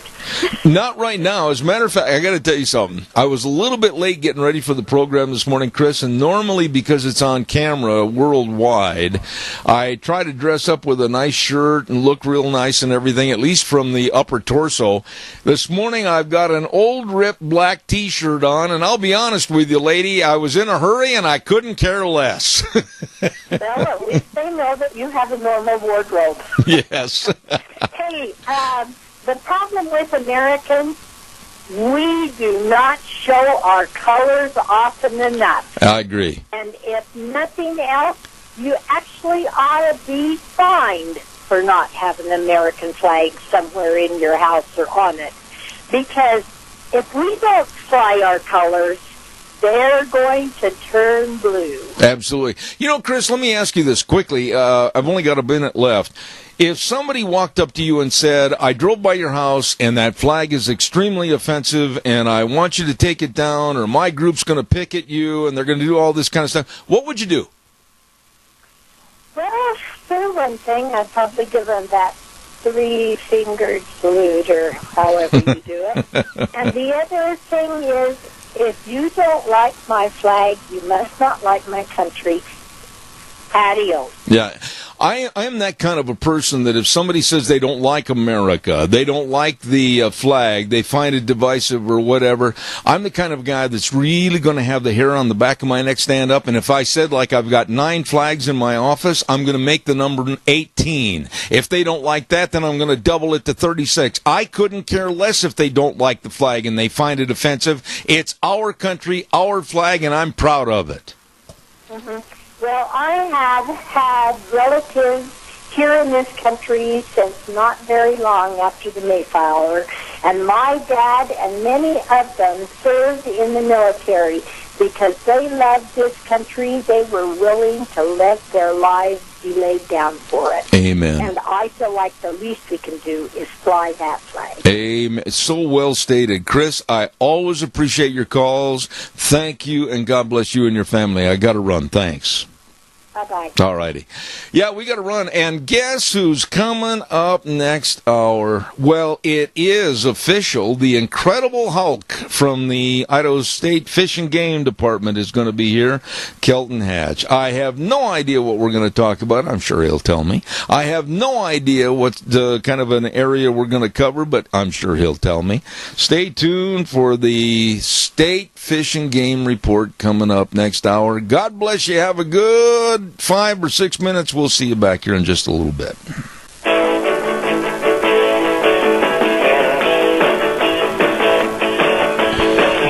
My. You know what? The door opened about 5 minutes ago, and in walked this incredibly tall, good-looking. I didn't say that. Incredibly tall, incredible hulk of Kelton Hatch, and he's going to be our guest for this hour. So stand by. And of course, this program, Zeb at the Ranch, is brought to you by our major sponsor, your Magic Valley Les Schwab Tire Centers, all 7 locations, and some of our great advertisers like Western Way Services, always at your disposal. Call 734-6969. Kelton, real fast, you've been at the Cache County Fair. I have, and it's been great. A lot of people over there already. Midweek, and what's going on today is the parade starts in just a few minutes, as a matter of fact. And then they're going to have the entertainment on the free stage this afternoon. Are you going to be up singing? No. Good. Everybody go. And then don't forget tonight, the motorcycle and ATV rodeo. Tomorrow night starts the Ram rodeo through Saturday. All kinds of fun right there in Burley at the Cache County Fair and Pro Rodeo for 2016. Don't you miss it. Well, lo and behold, go ahead. It's a good fair. Darn right. A lot of kids over there showing their animals yesterday. And cotton candy. I'm not a cotton candy guy. Are you a maple bar guy? Well, can I tell you what happened? Everybody has to. Can I tell you what happened this morning at 6:30 this morning? Somebody showed up with maple bars. Galen Smyer, superintendent of Cache County Schools, with a couple of bags of delicious popcorn and a great big box filled with maple bars. Where's mine? I said they're in my refrigerator. Oh. Leave them alone. Thank you. I'm on a 1 maple bar a day diet. Yes, well, but it's a dandy. Yeah, I glue 4 together. It's kind of a sandwich maple bar. With bacon in the middle. Yeah. Ooh. That is Don't good. even say that. That is good. It's tremendous. Oh, I'm sure. Yeah. You get a great big slab of bacon, about maybe a 1/4-inch thick of bacon, and that fly's landing. There's another one. He's been reincarnated. I got to kill him. And you put that between the maple bars. That would be good. It's absolutely phenomenal. Yeah. What's going on in your world over at the Cache County Fair? You know, just getting to visit with folks. What do you tell people? I mean, what's the number one question they ask you is, really, how good looking is that Zeb Bell over there at the... No. Oh. That's never come up. But they go, hey, you're the guy on the radio. And they go, yeah. And so, but no, a lot of folks talking about hunting going on right now. I mean, we had a little girl that had a 55 velvet tag. Whoa. And she shot a really nice buck yesterday with double drops. Yesterday? Or 2 days ago. I just saw the picture yesterday. Now, what season is open for what type of gun? August 15th, rifle season for velvet. There's 25 tags and you have 55. I see. And she was fortunate enough to draw one of those. And so got a really nice buck. You know, people are just excited. I mean, everybody, you know, it's that time of year. Pronghorn season's opened up and going. And we'll take that call in a minute. I want to ask you one question. Give me a quick answer on this. With the heat of August, is the season opening up too early because of the wastage of some of the meat? You know, if people are really smart about it and take care of it, you're not going to have an issue. But the thing is you can't go out and shoot something at, 10 o'clock in the morning 10 miles away from your truck and expect to be able to backpack it out. I mean, a lot of times, like if you've got a lot of pronghorn hunting going on this time of year. It opened on the 15th for archery. I always kept a cooler of ice, and I never would hunt more than, an hour at max away from backpacking in and out. And so with my bow, and so you'd shoot it, bone it out, get it in bags, get it back, dump it in the cooler, get it cooled off, and we never had any waste. But it's just you get in trouble when you're too far away and you've killed an elk or a deer, and it's just a long way to get it back. But you do need to get it off the bone or get it broke down into smaller pieces and get it in a cooler because she's warm. It's warm. 90 degrees, that meat's not going to stay good. It doesn't stay good for long. No. So. We got a caller with a question. Good morning, and you're on the air. Thank you. Yes, and our family always takes 3 big coolers full of ice before we ever go out and have been this fall. I have a quick question. Now that the canyon jump is on for sure, what about all the deer, the does, the fawns, the bucks that are going to be displaced over there right on that side? And what about the other wildlife? Is there anything at all being done to protect them, or is that possible? And I'll hang a minute. Well, thank you for your question. I appreciate that. Kelton, go ahead. Most likely, there's nothing that's being done. what's going to end up happening is those animals will be displaced for a short amount of time. And I mean, it happens on other events when, you get too many people even jumping out of parachutes off the Prime Bridge. They're landing down there, and those deer get displaced that are down along the Prime Bridge. People hiking those areas, people paddling up to Pillar Falls and stuff like that. They'll come right back into that area as soon as the commotion clears out. But it's a good question. That lady's very concerned. I know this lady, and I've known her for many, many years, and she is absolutely a person that understands our environment, and she understands what's going to happen. And I appreciate her question. Oh, I do too. It set me back. I love it when people hear this type of concern about wildlife in the area, because people are familiar with those. I'm sure she must be familiar with that area and understand how many deer do wander up and down that canyon and along those shoulders of that. I mean, there will be some, with a lot of people over there. I mean, there'll be some small loss of habitat over in that area, but time pretty much will heal that, and those animals shouldn't have a lot of impact for long term anyway. Caller, good morning. You're on the air. I got an idea to help you lose weight. Oh, okay. Bring them maple bars over from your fridge and put them in mine. You are a shrewd, smart man. Thank you, sir. I think I'll leave them right where they are, chilled and close to my hands. Oh, come on. All right, Rotten. Thank you so much. God bless you. Thank you.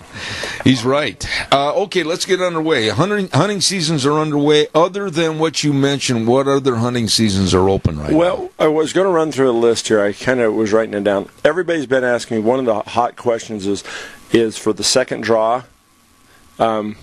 People didn't pick up permits. Oh. The one you missed again. Yeah. I won't throw salt in that wound there, Zed. But the draw, from this last draw, those results should be out around the 20th. Okay. So you'll know whether you drew 20th or the 21st, 19th, somewhere around there. And we're referring to the second tags? This is the second draw. Okay. This is second draw. Any tags that were not given out in the second draw will go on sale on the 25th. That doesn't mean if you draw on the 20th, you find out on the 20th, you have to have it bought before the 20th. That tag's yours, but these are just tags that weren't filled completely by people applying for them, because they're typically, in the past, we've had a few of those. So those will go on sale at 10 a.m. and the Mountain Standard Time. So if you're not there at 10 a.m., any tags that are left over will be gone. Okay. They go really quick, and so I just wanted to get that out there. We had like 3,000 more people apply. Are you kidding? For controlled hunts. 3,000 more? Applied for controlled hunts this year than have applied in any other year in the past, and so these controlled hunts are very coveted, and there's been a lot of competition for them, and we don't know what's going on with this second draw. With the exception of one person, me. Well, I know, and so I would have had 3,001 if you'd applied. I feel bad. I do. You'd have been the one. And you chastised me plenty on the air, too. So I just want, everybody thinks you're perfect, Zeb, so I'm just trying to make sure they know. You broke the egg. So, dove season opens September 1st, and then you've also... Now, when you say dove season... the collared doves are open year-round. I was going to ask you about that. The collared with a little black line. It's a horseshoe around there. Yep. That's all season, or all year long? There's not a control... They're not... managed. They are to be considered kind of the bad dudes. Well, a nuisance species. Yeah, nuisance. And so you can harvest those. There's so many conflicting stories on whether they're good to eat or whether they're not. From everything I've been able to glean from people that I trust, they can't tell the difference between mourning dove and collared dove. What is the difference? One's bigger, one's from Eurasia. It's a European dove. If you go to our Upland Game Bird Proclamations, there's a whole section on them so that you make sure you're not shooting mourning doves. Because if you're shooting mourning doves, those are protected. They're federally protected. And they're the ones without the band around the neck. And they're typically smaller. Yeah. Well, they are smaller. But their season will open the first. Archery pronghorn, like I said, opened on the 15th. And then we've got... There's a lot of pronghorns around here. It is this year. I was just out actually doing a composition count. What we was out doing this last week. Where'd you go? I went basically from Buckhorn over to North Cottonwood. Okay, I agree with you, and I've seen absolutely 8, 9, 10, 20 at a bunch. Yeah, there's a couple little bunches that are that 21, 22. Yeah. But out of the pronghorn we looked at, we found little bunches all the way across there. We're a little bit light on fawns this year. Fawns are around 33, 35%. Why? Well, just predation or... when you say predation, what's the number one predator? Well, you're going to get... That's the thing about pronghorn fawns. I mean, everything can eat them when they're little. The first 3 or 4 days. I mean, bobcats or coyotes or eagles or, Eagles? Yeah. They're small. And so they're under 9 pounds. They're really small. I mean, they're infant size, Yeah, something that you and I never relate to. No, I was bigger than that when I was born. Yeah. So, but bring in the bus, Mabel. Yep. And so, but then you can also have issues with the mother being thinner, not the fawn being born light because she didn't go in. We haven't got all that extrapolated from that, and we won't on this. That's a big word for you. That was. But, up north, our fawn numbers looked a lot better. So whether it's a habitat issue, but it's just a thing that we've been following for the last several years. Do you see more of the antelope moving in here as compared to other years? I think I've seen more this last year than I've ever seen. We've just got population growth going on with them. We're really looking at our numbers on our pronghorn, and we'll scope that this year, whether we should add. We're starting to see more permits. We're starting to see more pronghorn from Juniper all the way up through Malta and over into Buckhorn, Oakley, Does and all that mean that area. A better habitat for them? No, it just means their population's expanding. As populations grow and those... one thing you'll find about pronghorn, they're very territorial for the most part.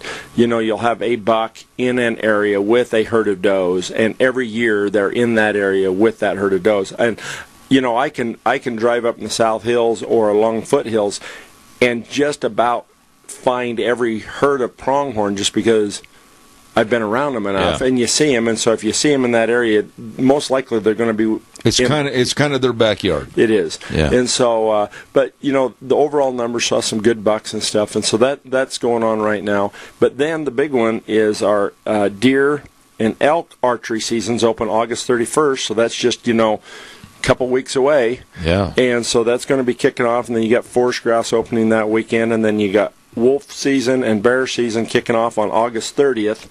And so everything's just, we're right, we got rifle elk hunts going, we got rifle deer hunts going, and we'll have all our archery stuff going. Let me ask you this. Now, naturally, you're saying these hunts are open, and I would assume for like the wolf hunt that it's still open for people to go get a license and a tag. Correct. And so, it's an opportunity to go up and get in the hills and do some scouting if you're interested in going looking for bears or wolves up there.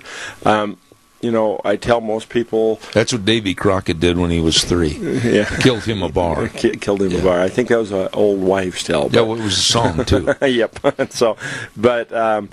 So if you're like the outdoors, it's time to get out there. Absolutely. What is this? I don't understand. And by the way, I must compliment you for the first time in probably 7 years. You have double-spaced, actually triple-spaced, and capitalized all the headlines of what we're going to talk about today. I'm absolutely intrigued by your progressiveness. Youth Clinic, 8 to noon. When?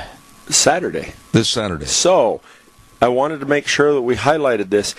If you're having issues with getting your gun sighted in, or if you're concerned about learning how to shoot your shotgun, or you'd like to be introduced to archery equipment and bow hunting, if you come to the Jerome Gun Range at 8 a.m. till noon, we will have staff on hand to work with you on sighting in your rifle and practicing shooting trap and skeet over there, and archery equipment. We're going to have all these stations set up. We'll have a blood trailing station. You just need to contact Tanner Ray Alberti. A blood what? trailing. So like if you wound something, a little blood trickles out, they're going to talk about tracking and stuff like that. They'll have that station over there. It's designed for, whoever would like to come over and participate, pretty much. Well, it sounds like adults might like it too. They would. We'll have quite a few adults over there. Right now, we're a little bit light on registration. We've only got about 20 people, and we're running from 8 to noon, and we've got about, I think we got 10 guys coming in, 8 or 10 guys coming in to help sight in rifles. So we got plenty of opportunity for the people to come over and participate. Just but give they us have a call. to pre-register. We would like them to call. And if they don't, they don't have to, but we'd really like to get a head count so that we know how to schedule things. Okay, and now let me jump in here, and out of this great mind, I remember your number. I'll look you in the eyes like the great Carmack on Johnny Carson. No, 324-4359. Very good. Very good. 324-4359. Tanneray Alberti. There you go. She's a burly gal, and you can get a hold of her and get registered. Going to be a good day. We've got the range. We'll have the range set up, but you'll need to bring your firearm, your ammunition that you're using for hunting season. Right. And then we'll also have some shotgun stations there. Bring some ammunition and your shotgun. Okay. We've got those type of things, but it doesn't really do you any good to come over and shoot our stuff because they're already sighted in. And if you're not shooting our shotgun, your shotgun will shoulder different and mount different. And so it's just your opportunity to get some one-on-one instruction from. We've got some NRA certified folks coming down to do the shotgun clinics and shooting stuff with people. We got a lot of archers that'll be there, and some of our hunter instructors doing the blood trailing. So give us a holler. The next category that we're going to talk about prior to taking a hard break at the bottom of the hour, boy, I looked at that and I thought, this is something that I'm not going to make any jocular remarks about because it's very serious. Mountain lion attacks girl. Where did that happen? It was over by Rexburg. This last week, it's Green Canyon Hot Springs outside of Rexburg. A 4-year-old girl was out by the campfire, and we had a young female mountain lion that grabbed her and started dragging her off. Oh, my goodness. The parents started yelling at her and went running at the cat. The cat dropped her and jumped up in a tree and, took off running. We contacted a hound hunter. The hound hunter went in, located the cat, and it was dispatched that day. But, it's just, I wanted to mention that people don't need to be freaked out about this. Well, you already scared me. Well, I know, but they're not going to eat you. You're a little too big for them. Oh, thanks a lot. And so, it's nice to be wanted. Yeah. Well, typically in instances like this, when we have mountain lion human conflict, it's typically younger cats that are being kicked off. That fly loves you. He does. Did you see that kamikaze fly? There he is again. Leave my microphone. I won't say what I was thinking. Don't. But that'd be the first time. But typically it's a younger cat that's been recently weaned, trying to make a living on its own. And we've had these incidences in the past. It's been a long time since we've had one in Idaho, but they've happened in Montana, they've happened in California, they've happened in different places. Very seldom. This cat was actually seen earlier in the day by the parents wandering around the camp. Oh, my. Well, then why did they leave the little girl unattended? Well, because they were sitting down eating, and the little girl wasn't that far from them. Oh, my. I mean, she was fairly close. And this cat brazenly just came in and got the child. Well, people get a lot more brazen when they get hungry, just like cats. I mean, it saw an opportunity. It was being a cat.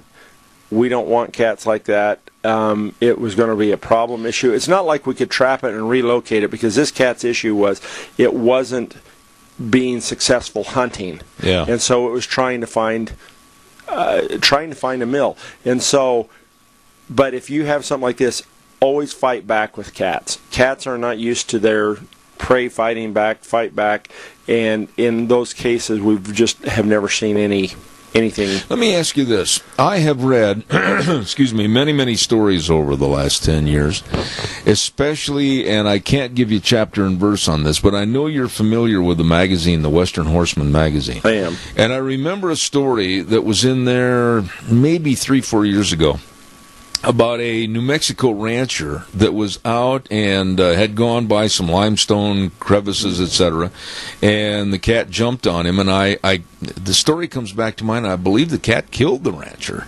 Oh. Are they normally that aggressive? Typically not. I mean, it's usually, in almost every case that we've ever had, it's a young, emaciated cat that's malnutrition.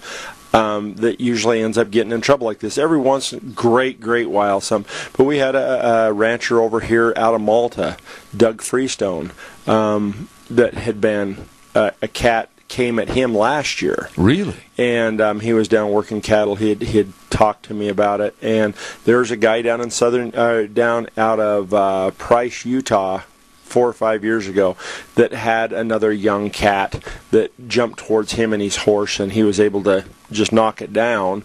And I mean, but the fighting back 95% of the time is going to work. But I mean, that's the recommended, and it's not something to be panicked and afraid of. I mean, this is like once every, I guess it's once a year for the last 2 years. What in your opinion of being a fish and game official, I mean, when you look at these mountain lions, I mean, how big normally will some of these cats get? Our average is going to be in that 100-pound range that people bring in for harvest. Really? I mean, with cats up towards 165, and every once in a blue moon you'll see something at that 180-pound range. That's a big tom. And is this area conducive to that size cat here? No, we hunt it hard enough that we usually don't get those bigger toms. I see. I mean, we get some good ones at 150, 140, 160. And some of the hound hunters, I don't hunt them as much as I used to. I had dogs and I ran cats all the time over in eastern Idaho. And that's basically, more what we see. And what I see in the office, the hound hunters around here are the ones that really have a good handle on what they're seeing out here. And, the size of cat, but from the ones that are being harvested, those are typically in that range. Big females 100, 110 pounds. Wow. Okay. Hey, I got to remind everybody, some of the merchants that want you to be a part of your Cassia County Fair and Rodeo include Streamline Precision with Tim and the whole crew at 120 South, 100 West of Burley. Don't forget, for the best in your buildings, on your farm, on your property, your business, be sure and contact Streamline Precision at 678-9204, and they welcome you to the Cassia County Fair. Along with Rain for Rent at 134 South, 600 West of Paul. Don't forget, Rain for Rent is the leading provider of liquid handling solutions, from pumps, tanks, pipes, hoses, everything. They can help and serve you. Family owned and operated since 1934, Rain for Rent. And last but not least, our friends at Pickett Equipment Company. Hello, Steve Pickett. How are you? 976 East Main in Burley. I know they're at the Cassia County Fair. Don't forget, Steve and the whole crew, they're waiting to see you with the best of equipment like the Twin Master edible bean combines, everything for you and your agricultural program at Pickett Equipment Company in Burley. There you go. We're going to take a quick break, send it back over to Wheels. We'll be back in about 4 minutes. And now back to Zeb at the Ranch on AM 1230 KBAR. To reach Zeb, call 436-2244 or toll free 1-866-927-4587. And now, here is Zeb Bell. We conduct a little contest every month on this program, and we always have it on the air. Would you like to be a fish and game officer for a day? And then we select the winner, and this month it's Kelton Hatch. Good morning, Kelton. How you doing? Good. Draw the short stick every month. You never know what's going to come out of my mouth. Sage grouse season set. It's set 17th to the 23rd of September. One bird a day, 2 in possession after the first day. $4.75. You need to get a Sharptail Sage Grouse. What's the $4.75? I was finishing that. Oh. $4.75 for a Sage and Sharptail Grouse. Can you say that fast 5 times and still have us stay on the air? Permit. No, I cannot. Make sure you know what you're targeting. Well, yeah. Because, Sage and Sharpies can confuse people once in a while. Like the doves. Kinda. Sage are typically quite a bit bigger, and they take off with a lot different sound, and Sharptail do have a very sharp tail. Can you imitate it? I can't. Okay. But, man, you need to get out. You need to get out. But, no, just wanted folks to know that the season bird numbers looked really good on our spring let counts.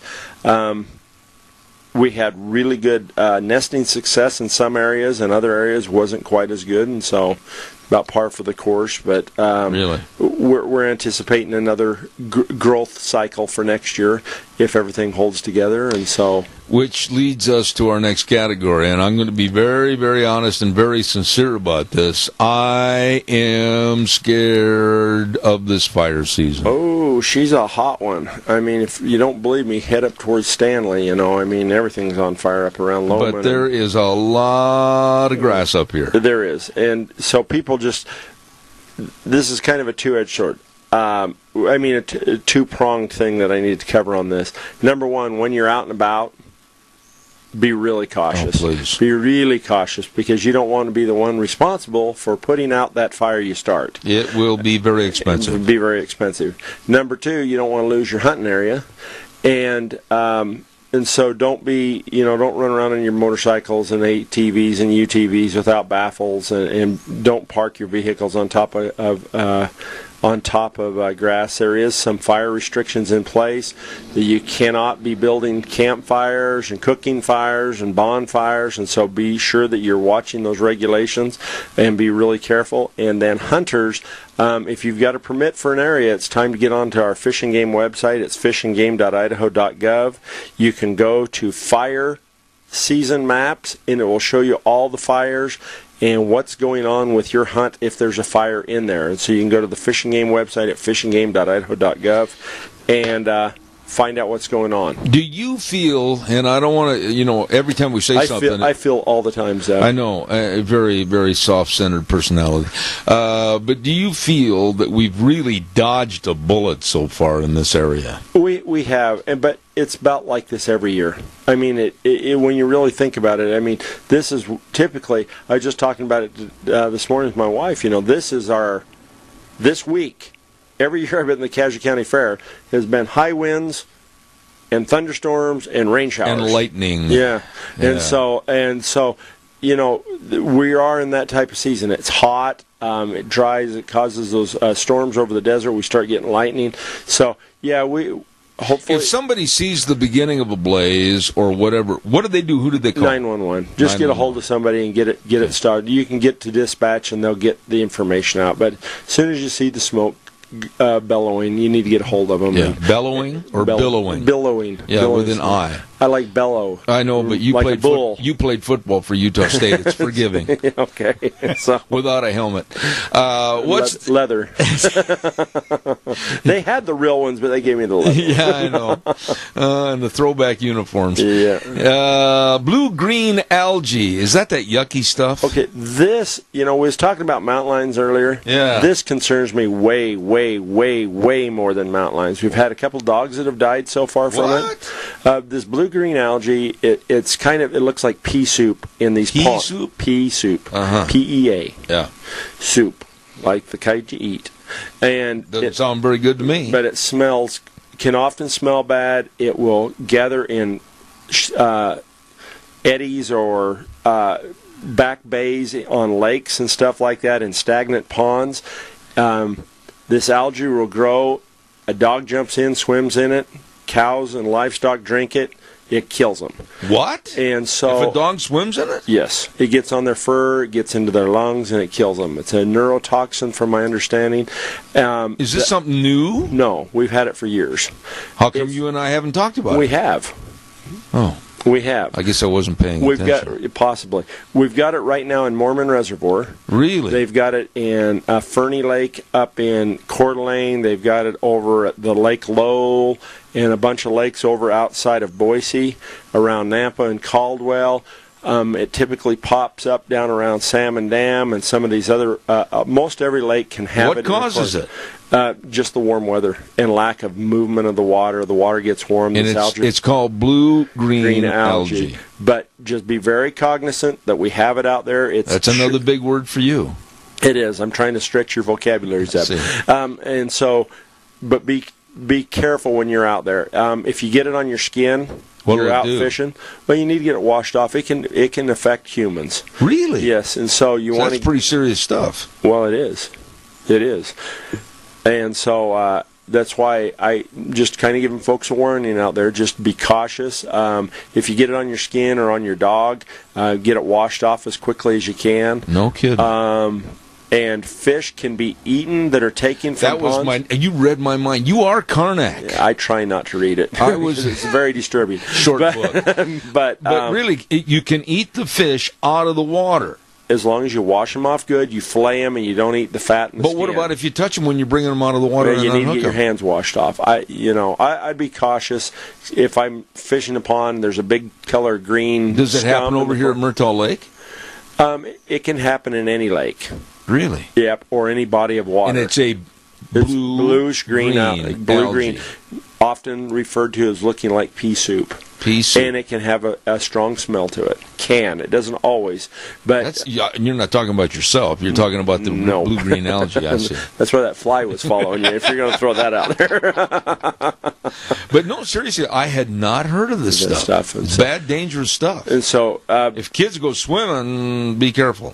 Well, if anybody does. So you just need to be cognizant of that, that we have it. It's going on right now.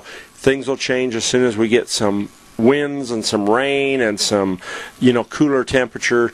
Get things stirred up again. Get it dispersed so that it's not just all, gathered in the bays and stuff like that. And so, but it's something to be aware of. Now, I'm sure that after our last meeting, of course, I had some time off due to the fact that I had surgery. But I'm sure that during that interim, you had more than ample time to go to fishing expert with the fishing game, Doug McGargle, and explain to him. I talked to Doug this morning. Really? And what was the conversation? I'd be really interested in what would you like me to tell you? Well, I'd like to know. I can't tell you. I'd like to know why he has basically shunned me for the last 7 years, and we have not gone fishing. Should I tell you the truth? I would love to hear the truth if it's not going to cause trouble with the FCC. You're too selfish with your maple bars. I can rectify that. Okay. I can rectify that. I'll work on Doug, but no, he actually sat down with me and gave me some of these talking points today for me. Really, like the Chinook season's open September 1st, and the blue-green algae, and a good fishing report. Okay, now Chinook, these can be pretty big dudes, can't they? They can, and so their season is going to open September 1st on the Snake, Clearwater, and on parts. Need to be careful on that. Parts of the Snake, Clearwater, and Salmon rivers. If they're going to open up the river in parts, why don't they open up the whole thing? Well, because they're just wanting us to remove them from certain areas. Oh. And so fishing, it's got a lot of regs here. If you're interested in it should be a good year. They're estimating about 33,000 fish coming into the system. Wow. And so if you've never caught a Chinook, have you? I in Alaska, but really? Never down here. How big? The biggest one I caught was about 36 pounds. 36 pounds? They're not typically that big here in Idaho, but that was up in Alaska. And what'd you use? A fishing pole. I know that, Kelton. I don't want to go too fast for you, but I mean, what were you using for bait? I was using a streamer. Really? Just a big streamer fly. 36 pounds. Mm-hmm. But when he hit that puppy, that must have been a jolt. Wasn't the jolt is when he took off running and just was spooling the line because they go zzz really fast. Got warm. And they do. Yeah. And so. And you got to know what you're doing. Well, you just get big enough line. It's kind of like, you rope a bull, you get a bigger horse. Yeah, and make sure you got about $27. Yeah, and so good fresh rubber on the horn so you can hang on to it. No, it's the same thing. You just use bigger gear. Really? We've got a caller with a question about your big fish. Good morning. You're on the air. Not about the big fish. I believe that fish story. What my question is what's the age a person has to be before they can buy a firearm like a rifle? A hunting rifle of some sort. Okay. Is there an age limit? I think it's 18. I'm not exactly sure. It's 18 or 21. It's the people that, if you're over in Burley, any Cal stores or any of those places, Walmart, they would have it for sure. I'm not for sure on the age. I know you have to sign as an adult, and they have to be able to do a background check on you. So it's either 18 or 21. Okay. Well, maybe you ought to take Zeb fishing once in a while so he can believe some of these fishing stories. And I'd be in favor of that. But, the last time I was almost fishing with McGargle in that they used those electric prods, and I found it very insecure for me they were aiming them at me. We just like the fact that he had aluminum crutches. Yeah. They like to see me shake in the tall grass. Thanks, Doug. Appreciate it. Have a good day. Thank you. What's this 9 catch and release records still open? What does that mean? I tell you what, answer that after I do the weather. Would you do that? I will. The weather's brought to everybody by Scarrows Meats, 331 North Road, Jerome. The number to call, 324-7657. They are your locally owned custom meat processor for over 20 years. Don Scarrow and the rest of the crew, they do the best job, changing the way we eat one delicious bite at a time. And now here's the lovely Gina with the weather. Going to be another warm one for this August 17th as we are midway through the Cassia County Fair. And here's what you can expect as far as weather is concerned. Partly cloudy skies for today. Slightly breezy winds out of the southwest, right around 8 miles an hour. High of 91 with an overnight low of 64. Tomorrow, partly cloudy skies, high of 89 with an overnight low of 57. Winds are going to be picking up for Friday out of the northeast, right around 15 miles an hour. That's going to be dropping the temperature down to about 80 with an overnight low of 50. Sunny and 83 for Saturday, and then looks like we could see 90 again for Sunday. Yesterday's high was 92. The overnight low was 54. That is your weather for Zeb at the Range. And thank you, Gina. Brought to you by Don Scarrow and the crew. Nice people at Scarrow's Meats, the best. 331 North Road, Jerome, 324-7657. Changing the way we eat one delicious bite at a time. This is our monthly gathering right here where we sing Kumbaya, make a fire, and make chocolate s'mores with the Idaho Fish and Game.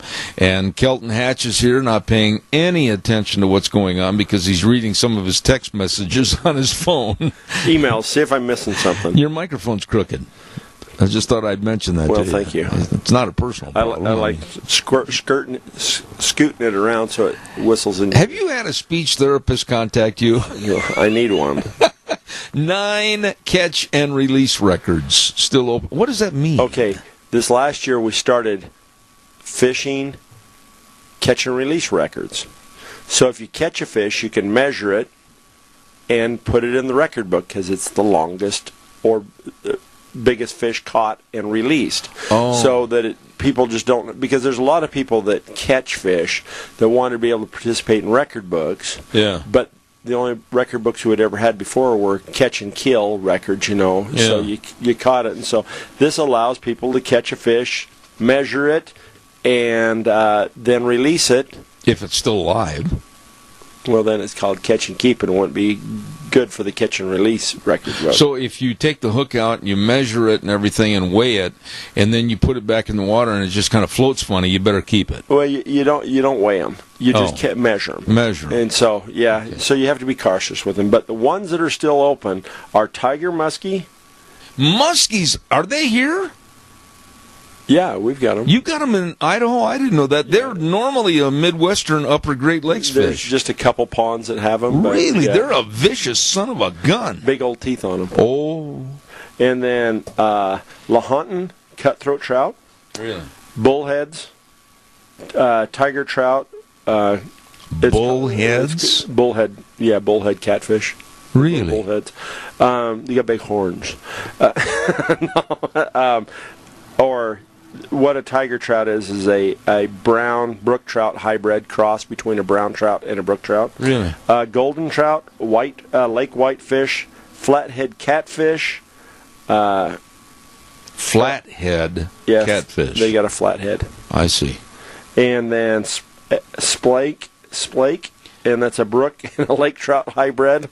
I have to be careful. You're having a lot of problems this morning. Here, Deanne, get him some Tylenol, would you?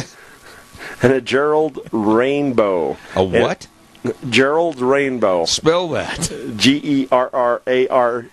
That's Gerard. Not Gerald. Well, Gerard, same thing. Gerard. Doesn't have an L in it. I should have read my material before I started reading it. It wouldn't come to mind that it would have been helpful. It's from... I can't even say the lake. What's the name of that lake? It's Ponderay. Is that how you spell? See, Ponderay. That throws me off. That one. Boy, I tell you what, it's hard to imagine you got a job with the Fish and Game. You want a broom? I'll hire you. Well, you know how long I worked yesterday? I had a 16-hour day, and I got. What kind of fish is that? Well, it's a Gerard. How do you spell it? Gerald. See, you're not. Now I'm sweating. Now you got me feeling guilty, and I'm sweating here, Zeb. Yeah, I can't imagine them sending you over here and representing the Fish and Game. I mean, my goodness. What lake is that? Well, it's Lake Ponderay. It's known all over the world. Yeah, I have never seen Ponderay spelled out. Really? No. Penderella. No. It's like I said. Okay, we're done. No. It's like I said, ladies and gentlemen, football at Utah State. Yeah. We're done, but we still have 9 minutes. I know. Well, I was going to... Why are you fanning yourself? It's hot in here. Go jump in Lake Pandorio. You've embarrassed me now, Zeb. And so... Watch out for those Gerald fish. Yes. You're not nice. No, but... I've been injured. I know. Yes. I wanted to talk about, though, the fishing season, what's going on right now. Fishing is really turned off, kind of. Yeah. Doug was saying this morning, probably the best places to fish right now is Milner. Really? And Walcott in those areas right now. Well, the bass fishing's still going on. Salmon Falls Creek has really slowed down out there. There's been a big algae bloom, a lot of algae in there. And so... The fish get a parasite on them, and the rainbows do. They're tough right now. I mean, just because it's stressing them because of the heat of the water. No, wait a minute. This parasite. What causes that? Well, and you see, now you're putting me. I forgot the name of it. The Ponderay. I know it's Ponderay. It's a Gerald fish. Gerald fish, not that.